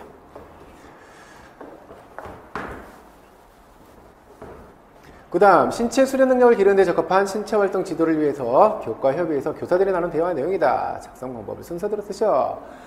저는 이번 학기에 신체 수련 능력을 기르는 데 적합한 신체 활동으로 씨름을 지도하려고 해요. 씨름은 우리 고유의 민속 스포츠로 삼국시대에는 각저라고 불렀고요. 씨름은 몸이 지각하는 주체이자 지각당하는 대상임을 체험할 수 있는 종목이죠. 씨름은 상대방과 삿발을 맞잡고 겨루며 스스로 움직임을 통해 자신의 몸을 지각하고 상대의 힘도 느끼며 다양한 체험을 할 수 있죠. 이런 과정에서 자신과 타인을 이해할 수 있는 다양한 체험의 기회를 주고자 합니다. 저는 국궁을 지도하려고 해요. 국궁은 6예 중에 활쏘기 뭐에 해당한다 그랬어요? 4에 해당한다 그랬죠. 기출문제였어요. 모의고사에서 살펴봤고요. 신체 활동으로 정신수련에 좋은 운동이죠. 움직임은 각자의 생각의 지배를 받기 때문에 먼저 정신수련을 한 뒤에 신체 활동을 하면 교육적 효과가 높을 것입니다. 국궁을 잘할 수 있는 신체적, 정신적 기술을 이론적으로 익혀 생각을 먼저 한 후 움직이면 더 잘할 수 있기에 정신수련에 강조점을 두어 지도하려고 합니다. 이분은 정신을 먼저 하고 그 다음에 수련을 하래요. 심신 이원론적 입장 얘기하고 있네요. 이분은요. 지각하는 주체자, 지각당하는 자세. 주체로서의 신체 얘기하고 있죠? 저분은 심신 일체론적 입장 가지고 있고요.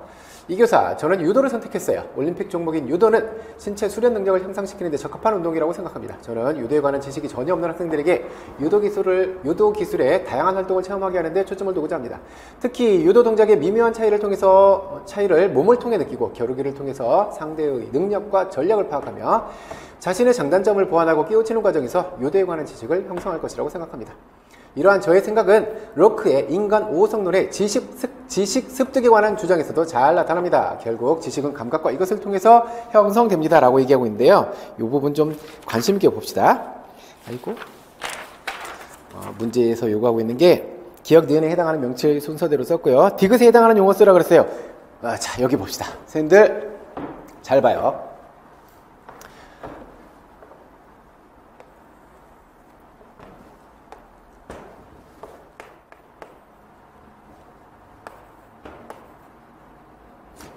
R, L, L.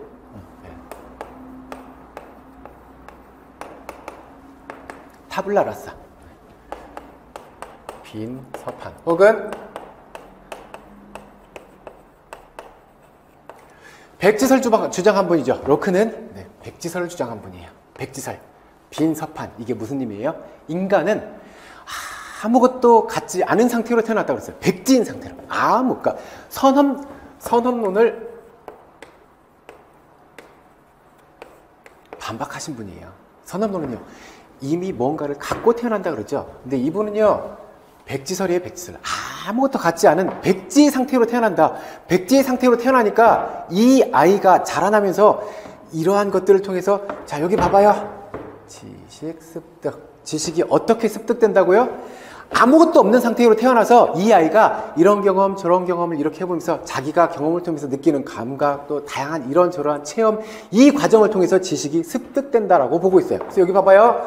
지식 습득에 관한 주장 백지인 상태로 태어나서 이런저런 체험 다양한 체험 몸을 통해서 느끼는 체험 이런 것을 통해서 지식이 만들어간다. 지식을 습득하게 된다라고 주장하고 있다고 했어요. 결국 지식은 감각과 이것을 통해서 형성됩니다. 무엇을 통해 형성돼요? 경험을 통해서요. 백지인 상태에서 이런저런 경험을 통해서 지식이 획득된다고요. 여기 봐봐요. 선생님 이 문장 유심히 볼래요? 이러한 저의 생각은 이 생각이 어디에 담겨져 있어요? 여기에 담겨 있어요. 여기에 이 사람의 생각이 담겨져 있고요. 이 생각이 지식 습득에 관한 이것과 또 일치한다고요. 잘 나타나게 된다고요. 그러면 여기 한번 읽어봅시다. 저는 유도를 선택했어요. 올림픽 종목인 유도는 신체 수련 능력을 향상시키는데 적합한 운동이라고 생각합니다. 요 밑에를 봅시다. 저는 유도에 관한 지식이 전혀 없는 학생들 어떻게 태어난 거예요? 요렇게 태어난 거예요. 유도를 해본 적이 없어요. 그러니까 유도는 백지인 상태인 거예요. 이 아이들에게 유도 기술의 다양한 활동을 체험하게 하는데 초점을 두고자 합니다. 뭐 한다고요? 다양한 활동 체험하게 한다고. 이게 뭐 하게 한다는 얘기예요? 유도, 경험해보게 한다는 얘기잖아요. 경험을 하게 되면 특히 유도 동작의 미묘한 차이를 몸을 통해서 느끼고 겨루기를 통해서 상대의 능력과 전략을 파악하고 자신의 장단점을 보완하고 깨우치는 과정에서 유도에 관한 지식을 형성하게 된다. 지식을 형성하게 된다고요. 전혀 없던 아이들이 이러한 체험을 통해서 지식을 형성하게 된대요. 백지인 상태로 태어난 아이들이 감각과 경험을 통해서 지식을 만들어가는 것처럼요. 그래서 디귿에 들어갈 게 뭐 해야 돼요? 경험해야 한다고요. 그래요. 다른 분은 반성이라고 하셨더군요. 선생님들은 어떻게 생각하시는지요? 네. 저는 이렇게 생각해요. 저는 이 문제를 봤을 때 옛날에 제가 일반 교육학 수업했을 때가 생각났어요. 일반 교육학 때 로크는 백지설을 얘기했고 타블라라사 백지설 아무것도 없이 태어났으니까 경험을 통해서 이러한 지식을 만들어간다는 이야기를 그때 그렇게 공부했었는데 아마 선생님들 일반 교육학에서도 분명히 이거 다루셨을 거예요. 일반 교육학 수업 들으시면서 그 내용 가지고 이게 비교해봐요. 저게 반성해야 하는지 경험해야 하는지 다시 한번 얘기해 봅시다. 이 부분이 만약에 반성이라고 한다면요, 이러한 저의 생각은 반성을 통해서 형성된다고 봅니다. 로크의 지식 습득에 관한 주장하고 저의 생각하고 일치한대요. 그러면 여기에 반성이면 이 내용이 반성한다는 내용이 있어야 되잖아요. 반성을 하면서 지식을 만들어가요 라는 얘기가 나와 있어야 되는데 뭐 얘기예요? 이거 체험하게 하고요. 이러면서 어떤다고요? 지식을 형성하게 간다고요. 여기 봐봐요. 자신의 장단점 보완하고 깨우치는 과정에서 그러한 과정 뭐 한다는 얘기예요? 경험한다는 얘기예요. 이러한 경험을 통해서 지식을 형성하게 될 거라고요. 이분도요, 없는 상태에서 경험을 통해서 지식을 만들어 간다고요. 이렇게 일치시켜야 한다고요. 그래서 저는 저기에 들어갈 답이 경험이어야 한다고 봅니다.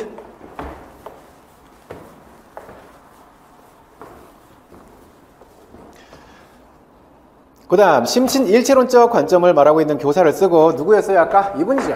여기 지름은 몸이 지각하는 주체이자 지각당하는 대상임을 체험할 수 있는 종목이다 라고 얘기하는 게 저 부분이에요. 심신 일체론이죠. 그래서 뭐라고 얘기했어요? 심신 일체론은요,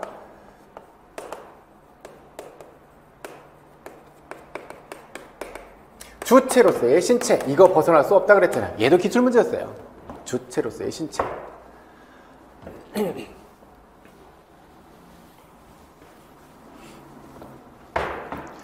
그 다음 7번 봅시다. 다음은 스포츠에 나타나는 계층, 계급 및 스포츠와 세계화에 대한 온라인 수업 자료이다. 스포츠 계층의 역사성, 고래성 얘기하고 있네요. 저 특성을 물어볼 줄 알았더니 나와버렸어요. 노예제, 신분제, 능력제 시대로 변천 과정에서 스포츠에 대한 인식이 변했음. 남아프리카 공화국의 인종차별 정책, 이거 뭐라 그랬죠? 아파르테이드가 인종차별 정책이라고 했죠? IOC로부터 참가 중지 처분을 당해서 올림픽에 불참하게 됐고 1992년 바르셀로나 올림픽이 되어서야 복귀할 수 있었음. 스포츠 계급과 문화자본 얘기 나왔네요. 몸에 지각된 행동까지 생각하고 말하고 행동하는 방식과 같이 학습된 기질, 이것을 뭐라고 그랬어요? 자본의 형태 세 가지로 나눴다고 그랬죠? 직접 돈과 관련한 경제자본, 인맥과 관련한 사회자본, 그리고 문화자본. 문화자본의 세 가지 유형은요, 제도화된, 객관화된, 체화된 문화자본. 그 중에 얘는 뭐였어요? 몸에 익어서 익숙해진 체화된 문화자본, 또 아비투스적 문화자본이라고 했고요. 이를 통해 문화자본이 형성된다고 봄. 중산층 부모들이 자녀를 축구클럽에 보내 곳곳에서 강조하는 다양한 실천 논리를 자녀에게 주입함으로써 부모 세대가 가져왔던 계급 논리를 아이들이 체화할 수 있도록 만드는 것, 이것이 체화된 문화자본의 한 사례고, 사회이동. 현재 사회에서 스포츠는 사회이동의 수단이 됨. 박지성 선수는 평범한 가정에서 태어나 유럽 리그에 진출해서 크게 성공함. 이것을 방향과 시간의 측면에서, 방향은요 위로 올라갔죠. 그러니까 수직이라고 쓰시든지 수직이라고 쓰시든지, 그렇지 않으면 상승이라고 쓰시면 될 거고요. 그 다음에 시간은요, 한 세대잖아요. 그 세대 내에서의 수직이동, 상승이동 이렇게 쓰면 될 거고요. 수직은 상승과 하강이 있을 건데 여기서는 상승에 해당할 거니까 이 정도 쓰면 됐을 것 같아요. 세대 내에요. 세대 가는 아빠와 아들 얘기하고 있으니까요.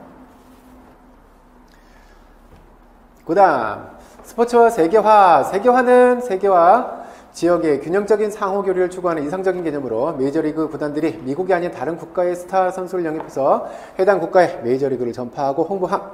정치, 경제, 문화 등 다양한 분야에서 시간, 공간이 압축되어 세계가 일체화되는 이것이 세계화의 개념이고, 이건 같은 개념은 아니에요.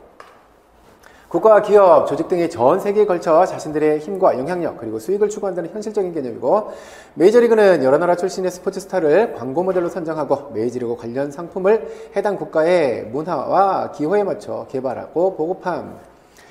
전 세계적인 시장을 가지고 있는 초국가적인 기업은 상품과 브랜드의 동질성을 강조하는 한편 지역 맞춤형 전략을 통해서 판매를 촉진함. 그래서 멋과 못의 같은, 그러니까 합성된 용어라 그랬죠. 세계화와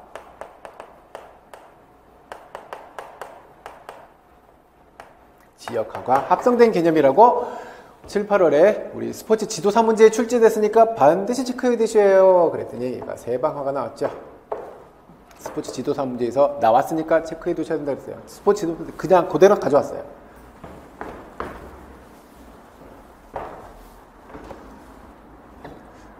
스포츠 지도사 문제 출제된 거하고 똑같이 나왔습니다. 그 다음 8번 스포츠 심리학의 이론에 관해 두 교사가 나눈 대화 내용이다. 선생님, 박 선생님, 스포츠 심리학 학위 취득을 축하드립니다. 학위 논문은 어떤 이론을 바탕으로 쓰셨나요? 감사합니다. 저는 대시와 라이언의 자기결정 이론을 바탕으로 논문을 썼어요. 자기결정 이론에 대해서 예전에 언뜻 배운 것 같긴 한데 저에게 조금 더 자세히 설명해 주실 수 있으실까요? 자기결정 이론은 인간의 행동을 설명하는 동기 이론으로 여러 개의 소이론으로 발표되면서 발전하고 있어요. 그 중에 첫 번째로 언급된 소이론은 유능감과 자율성이 내적 동기의 중요한 요인이라고 가정하고, 이거 보면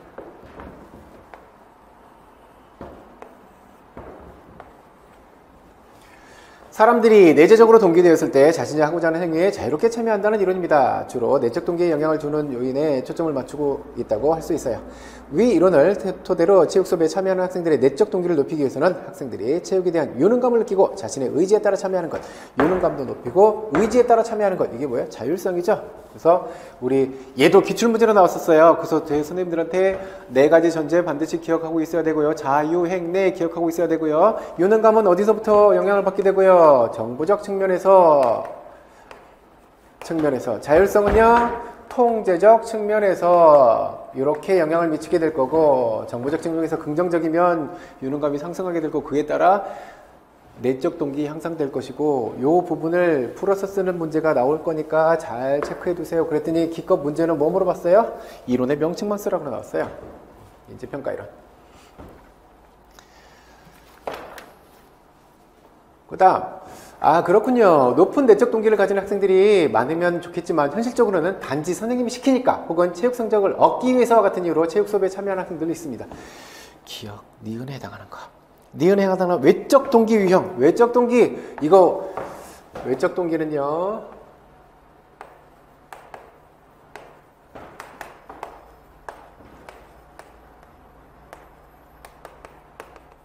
얘들이 있었죠. 외적 규제, 의무감 규제, 확인 규제, 통합 규제, 얘네들이 있었고, 선생님들 쉬는 시간에도 저한테 물어보셨잖아. 외적 규제와 확인 규제. 외적 규제는요, 보상에 관심 있는 아이였었죠. 여기도 보상에 관심 있는 아이였는데 그 차이가 뭐라 그랬어요? 이 보상은요, 운동과 무관한 보상.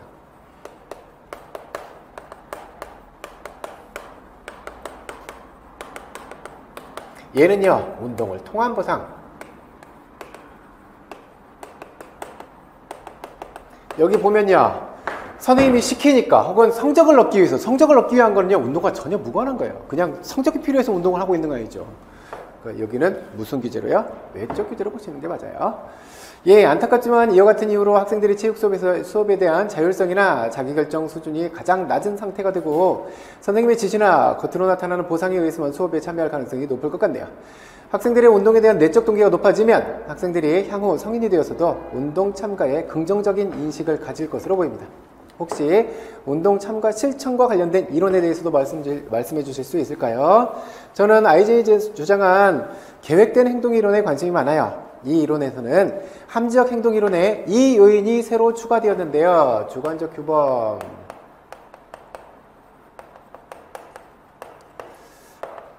태도, 이것이 무엇에 영향을 미치고요?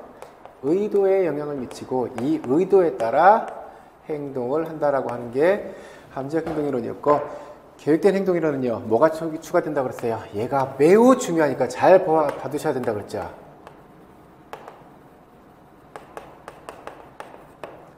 행동 통제 인식이요.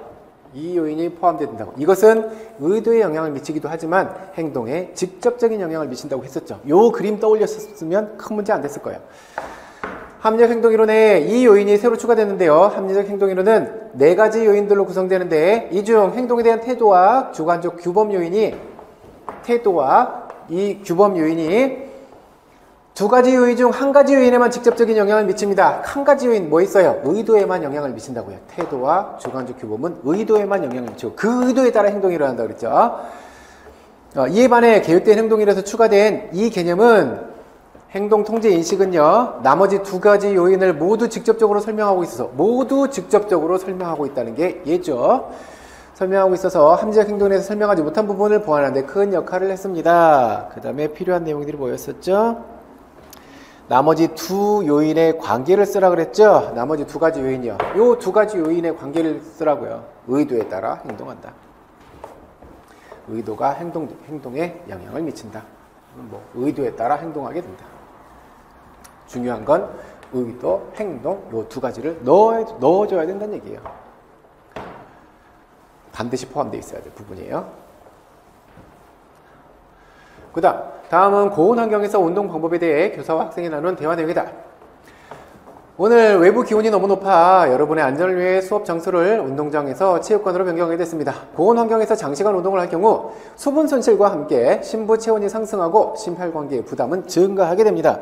기억 상황에서 나타나는 심장 1회 박출량과 분당 심박수 변화에 대해서 서술할 것. 이것도 마르고 닳도록 설명해서 어렵지 않았을 거예요. 수분 손실, 땀 증발로 혈액량이 줄었으니까요. 혈장량이 줄어들었으니까 1회 박출량 어떻게 된다 그랬어요? 감소되죠. 1회 박출량은 감소됐는데 심박출량은 유지하고 있어야 되니까 뭐가 상승돼야 되고요? 심박수는 상승해야 되고요. 그렇다면 고온 환경에 장시간 노출됐을 경우 발생할 수 있는 열 손상에는 어떤 것들이 있을까요? 이것도 스포츠 지도사에 나왔던 문제가 그대로 나왔어요.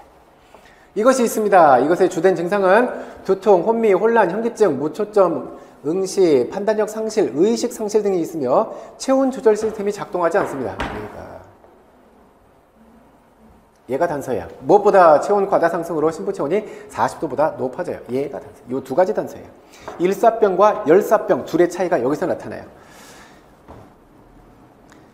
보통 학교에서 응급처치로 다음에 이제 응급처치에 대한 이야기 나오겠네요. 일사병 더 심해지면 이제 40도까지 올라가고 체온 조절 시스템 무너져 버리고 얘가 뭐 했어요? 열사병이요. 얘도 스포츠 지도사 문제가 그대로 나왔어요. 선생님, 그러면 고온 환경에서는 운동하지 못하나요? 아닙니다. 우리 인체는 항상성을 유지하기 위해서 부단히 노력합니다. 고온 환경에 노출되면 인체 내 수분과 전해질이 손실되지만 우리는 인체는 이를 막기 위해서 뇌하수체 후엽에서 분비되는 호르몬, 이거 뭐고요? 이거 탈수 방지하는 2가지 호르몬 반드시 체크해둬요. 반드시 해야 돼요. 1년 내내 떠들었어.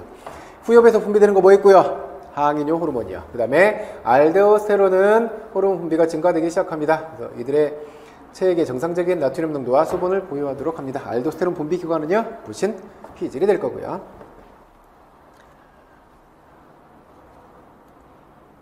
다음 10번 학생의 축구기술 평가 결과지이다. 봅시다.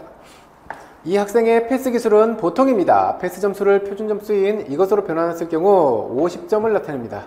패스 점수는 보통이래요. 패스 봤더니요, 얘 점수가 71점, 평균이 71점. 지가 평균이네요. 평균이 50점인 변화 점수 뭐 있어요? T점수죠. 얘도 기출문제 수준이었고요.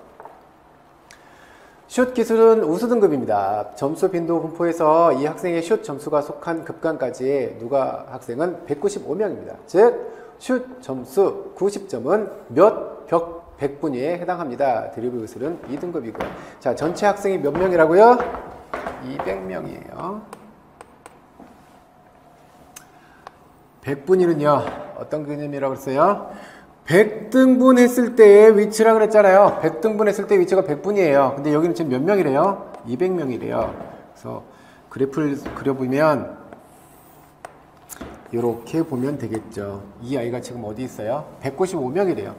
자, 100분이니까 어디서부터 출발해야 되고요?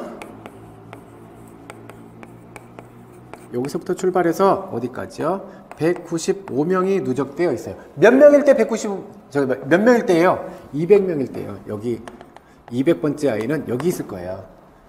요 위치. 요 위치는 100분위가 얼마니에요? 200일 때 195예요. 그럼 100일 때는 얼마예요? 이거 반이겠죠. 2로 나누면요. 97.5요. 모의고사에서도 저 100이 아니라 200의 숫자로 500의 숫자로 연습했던 거 기억이 나실 거예요. 그 다음 드리블 기술은 어떤 등급인지요. 드리블 봅시다. 이거는 어떤 등급인지 살펴보래요. 결과 해석에 참고하세요. 동일 학년 200명의 측정 결과를 기초로 아래의 방법과 기준을 활용한 규준지향 평가를 적용하였음. 평가 등급은 미흡은 마이너스 1.5 표준편차 미만, 보통은 마이너스 1.5 이상, 플러스 1.5 미만, 우수는 플러스 1.5 표준편차 이상을 기준으로 하고 있겠대요. 그래서 이렇게 그림으로 보여줬고요. 측정 항목별 점수 분포는 정규 분포를 나타냄. 100분위는 학생 점수에 해당하는 누적 100분율을 의미함. 봅시다. 요거 드리블만 찾아보면 되죠. 드리블 평균이 몇이에요? 80. 이렇게 찾으면 편해요. 여기가 80이라는 거죠. 얘가 1.5니까 여기에 플러스 1 있을 거고 여기에 마이너스 1 있을 거고요. 우리에게 필요한 건 1.5만 따져보면 되니까. 에이. 자, 80이고 표준편차가 몇이에요? 6이에요. 표준편차가 6이에요. 그러면 여기 제치점수 1일 때는 몇이에요? 여기가 86. 0.5라잖아요. 반 올리면 되죠? 89. 표준편차의 반. 여기는요. 마이너스 1일 때 6 빼니까 74. 3 빼면 71. 이렇게 되겠죠? 그러면 아이고 기준을 살펴봤더니 여기 봐봐요. 미흡은 1.5 미만. 1.5를 뭘로 바꾸시면 돼요? 71점 미만. 71점 미만이면 미흡. 71 이상 86 미만이면 보통. 89 이상은 우수. 이렇게 정해주면 되겠네요. 그러니까 이 아이는 지금 몇에 와 있어요? 80이고 86이면 이 아이의 위치는 여기에요. 그러니까 뭐 받아야 돼요? 보통 받아야 되죠. 그 범위는요. 이렇게 나눠주시면 돼요. 71점 미만이면 미흡. 여기서부터 이 사이는 보통, 이 이상은 우수. 이렇게요.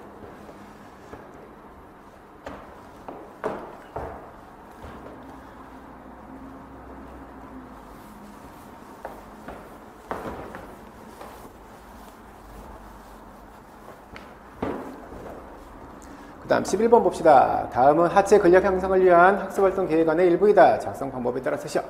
다양한 스쿼트 동작을 통한 하체 근력 향상 훈련. 3가지 스쿼트를 수준에 맞게 수행한다. 점프 스쿼트. 체중 이용해서 동작 시작부터 이지 순간까지 신체 중심의 수직 이동 거리는 0.5m. 동작 시작부터 끝까지는 몇 미터 올라갔는지는 풀어봐야 되고, 동작 시작 시간부터 이지 시간까지 소요된 시간은 1초고, 이지 순간 인체 질량의 중심 속도는 1m/s고요.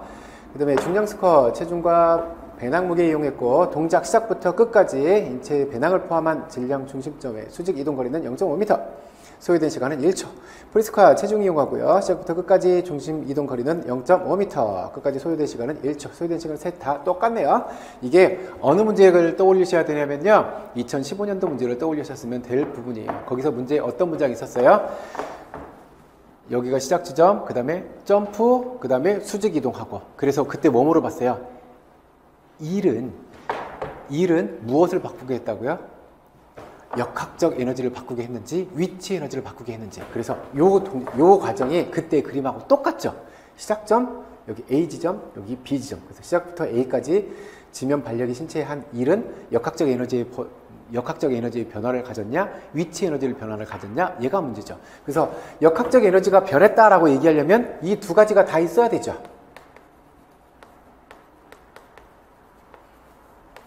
요 두 가지를 다 가지고 있으면 역학적 에너지를 달라지게 했어요 라고 이야기해 될 거고, 뭐 하나 빠져 있으면 해당하는 것만 얘기해야 되겠죠. 자, 여기 봐봐요. 여기를 시작점이라고 치고 여기를 A로 보고 여기를 B라고 봅시다.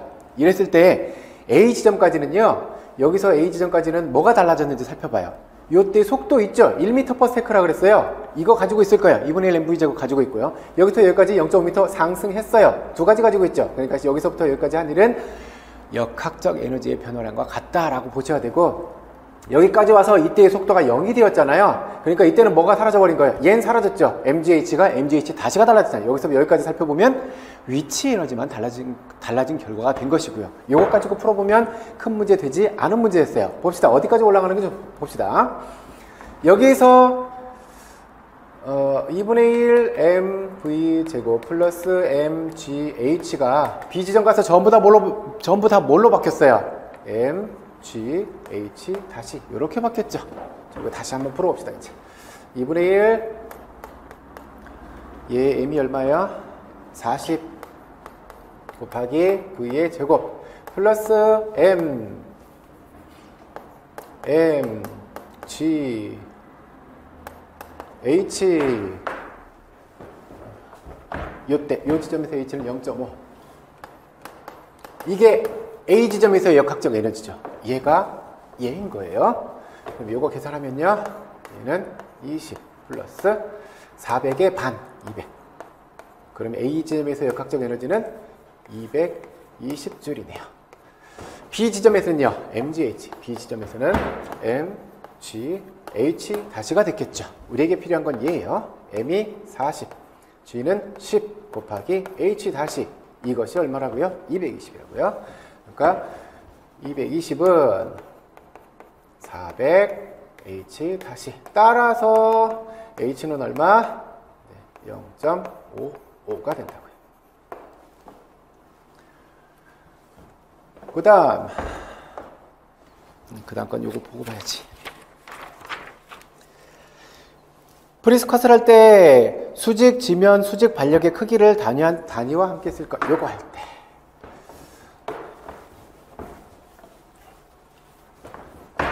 뭐의 크기를 구하라고요? F의 크기를 구하라고요. F의 크기를 구하라고 했으니까 당연히 뭐라고 쓰면 되고요. F는 A와 같다고 보면 될 거고, 이렇게 찾으셔도 되고요. F 곱하기 S 줬죠? S. F 곱하기 S. 얘 얼마예요? F 곱하기 S. 이거 한 값이 뭐와 같아요? 위치 에너지가 달라졌나요? 운동 에너지가 달라졌나요? 위치 에너지 똑같죠? 여기서도 운동 에너지 똑같죠? 여기서도 운동 에너지 없고 여기서도 운동 에너지 없어요. 그럼 뭐만 달라졌어요? 위치 에너지만 달라졌어요. 위치 에너지가 어떻게 달라졌나요? M, G, H 다시 빼기 H 이렇게 달라졌죠. 이 값이 얼마라는 거예요? 0.5라는 거잖아요. 0.5. 얘는 얼마? 400 곱하기 0.5. S 얼마큼 달라졌어요? 0.5. 그래서 결국 얼마인 거예요? 400. 힘의 단위 쓰라고 그랬으니까 뉴턴 써주시면 될 거고요. 그 다음 중량 스쿼트를 할 때 사람이 한 1의 양을 단위와 함께 쓰고, 이거 할 때요, 1의 단위 W는 F 곱하기 S 이렇게 되죠. F는 MA니까 M이 얼마? 40에 요거 더했으니까 45. 그리고 A 곱하기 S 얼마큼 달라졌어요? 0.5 달라졌어요. 그러니까 이건 얼마? 225줄. 그 다음 세 가지 스쿼트 과제를 1초 동안 사람이 한 일율이 가장 높은 과제부터 가장 낮은 과제까지 순서대로 서술할 것. 다행인 건 시간이 전부 다 1초로 똑같아요. 그러니까 일량의 크기만 따져봐도 큰 문제 되지 않아요. 이거 봅시다. 이거 W는 F 곱하기 S 요거일 때요. 점프 스쿼트 할 때 F는 M이 40, A가 10 곱하기 얼마큼 올라갔어요? 0.55 올라갔네요. 그랬더니 A 동작에서는 얼마 나와요? 이게 얼마지? 이거 계산 안 해왔네. 0.55 곱하기 4, 5, 20, 4, 5, 20, 220줄. 와트로 얘기하려면요, 1초 있으니까요. 220줄 per sec. 1로 나눴으니까 별 문제 안 될 거고요. 여기 봅시다. 중량 스쿼트는 450 곱하기 얼마큼 올라갔죠? 0.5 올라갔어요. 0.5. 그러니까 이거 얼마? 225줄 per second. 초는 1초니까 그냥 넣으면 될 거고. 저것은요, 400 곱하기 0.5. 그러니까 200줄 per second. 그러니까 뭐부터 쓰면 돼요? 중량, 점프, 프리스쿼트. 이렇게 쓰면 되겠네요. 봐봐요. 올해도 역학 때문에 많은 고민을 하셨던 분들, 그거 어려운 거 어떻게 걱정하지? 제가 올해 역학 수업 처음 시작할 때 그랬어요. 기출문제, 최근에 기출문제를 살펴봐라. 딱 요 수준이었다.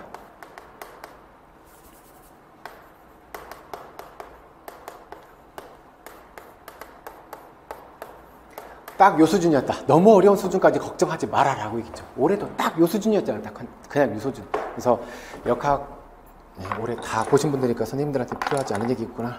자, 선생님들. 자, 이제 선생님들이 본 시험은 1차 시험은 이미 선생님들 손을 떠났어요. 이미 손을 떠나서 선생님들은 진인사 다 하셨고 이제 뭐를 기다려야 돼요? 대천명 하는 밖에 없어요. 1차에 대한 결과는. 그리고 지금은 선생님들이 지나간 시험을 후회하고 내가 왜 실수를 했을까, 그것 때문에 잠도 못 자겠는데 이런 거 생각할 때가 아니에요. 지금 시점에서는 뒤를 돌아보고 후회하고 아쉬워하고 그럴 시간이 아니에요. 지금은 남아있는 앞을 보셔야 할 때예요.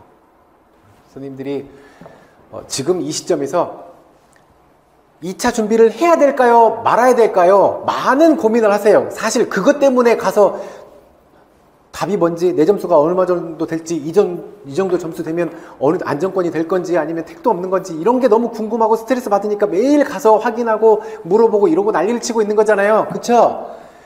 자, 제가 처음부터 늘 드리던 말씀인데 두 가지 조건이 모두 만족하면 2차 하지 마세요. 첫째, 올해가 내 인생에서의 마지막 임용이에요. 이게 첫 번째 조건이고요. 두 번째 조건은요, 답이 뭐든 저는 과락이에요. 왜냐하면 안 쓰고 백지로 쓰고 나온 게 더 많거든요. 저는 과락이고 올해가 마지막이었어요. 그러면 2차 준비하지 마세요. 안 하셔도 돼요. 빨리 다른 일 찾으시면 돼요. 그런데 둘 중에 하나라도 만족하지 않았다면요, 지금은 2차 준비에 최선을 다하고 계셔야 할 때예요. 뒤돌아볼 때 아니에요. 만약에 혹여라도 결과가 좋지 않아서 요만큼의 차이 때문에 내년에 다시 준비해야 된다고 하면 지금부터 준비해야 할 2차 준비가 내년에는 선생님들에게 가산점으로 작용할 수 있는 부분이 되어버리는데요. 만약에 정말 아닌 것 같아, 올해는 그냥 좀 쉴래, 푹 쉬었다가 내년에 다시 준비할래, 이렇게 돼버리면 내년에는 2차가 또 초수가 되잖아. 그러니까 지금 이 시점에서는 뒤돌아볼 때가 아니란 얘기예요. 앞을 보고 가셔야 돼요. 긍정적인 생각을 하시고 결과에 대해서 미리 생각하지 마세요. 어떻게 나올지 몰라요. 정말 이거는 그래 뭐 특정 인물을 갖고 이야기할 건 아니니까, 옛날에 시험 문제가 정말 극악의 난이도를 가지고 시험 문제가 출제되었을 때 많은 사람들이 답이 이거예요, 답이 이거예요 이렇게 출제를 해놨다 그랬잖아요. 그래서 그때 어떤 일이 있었냐면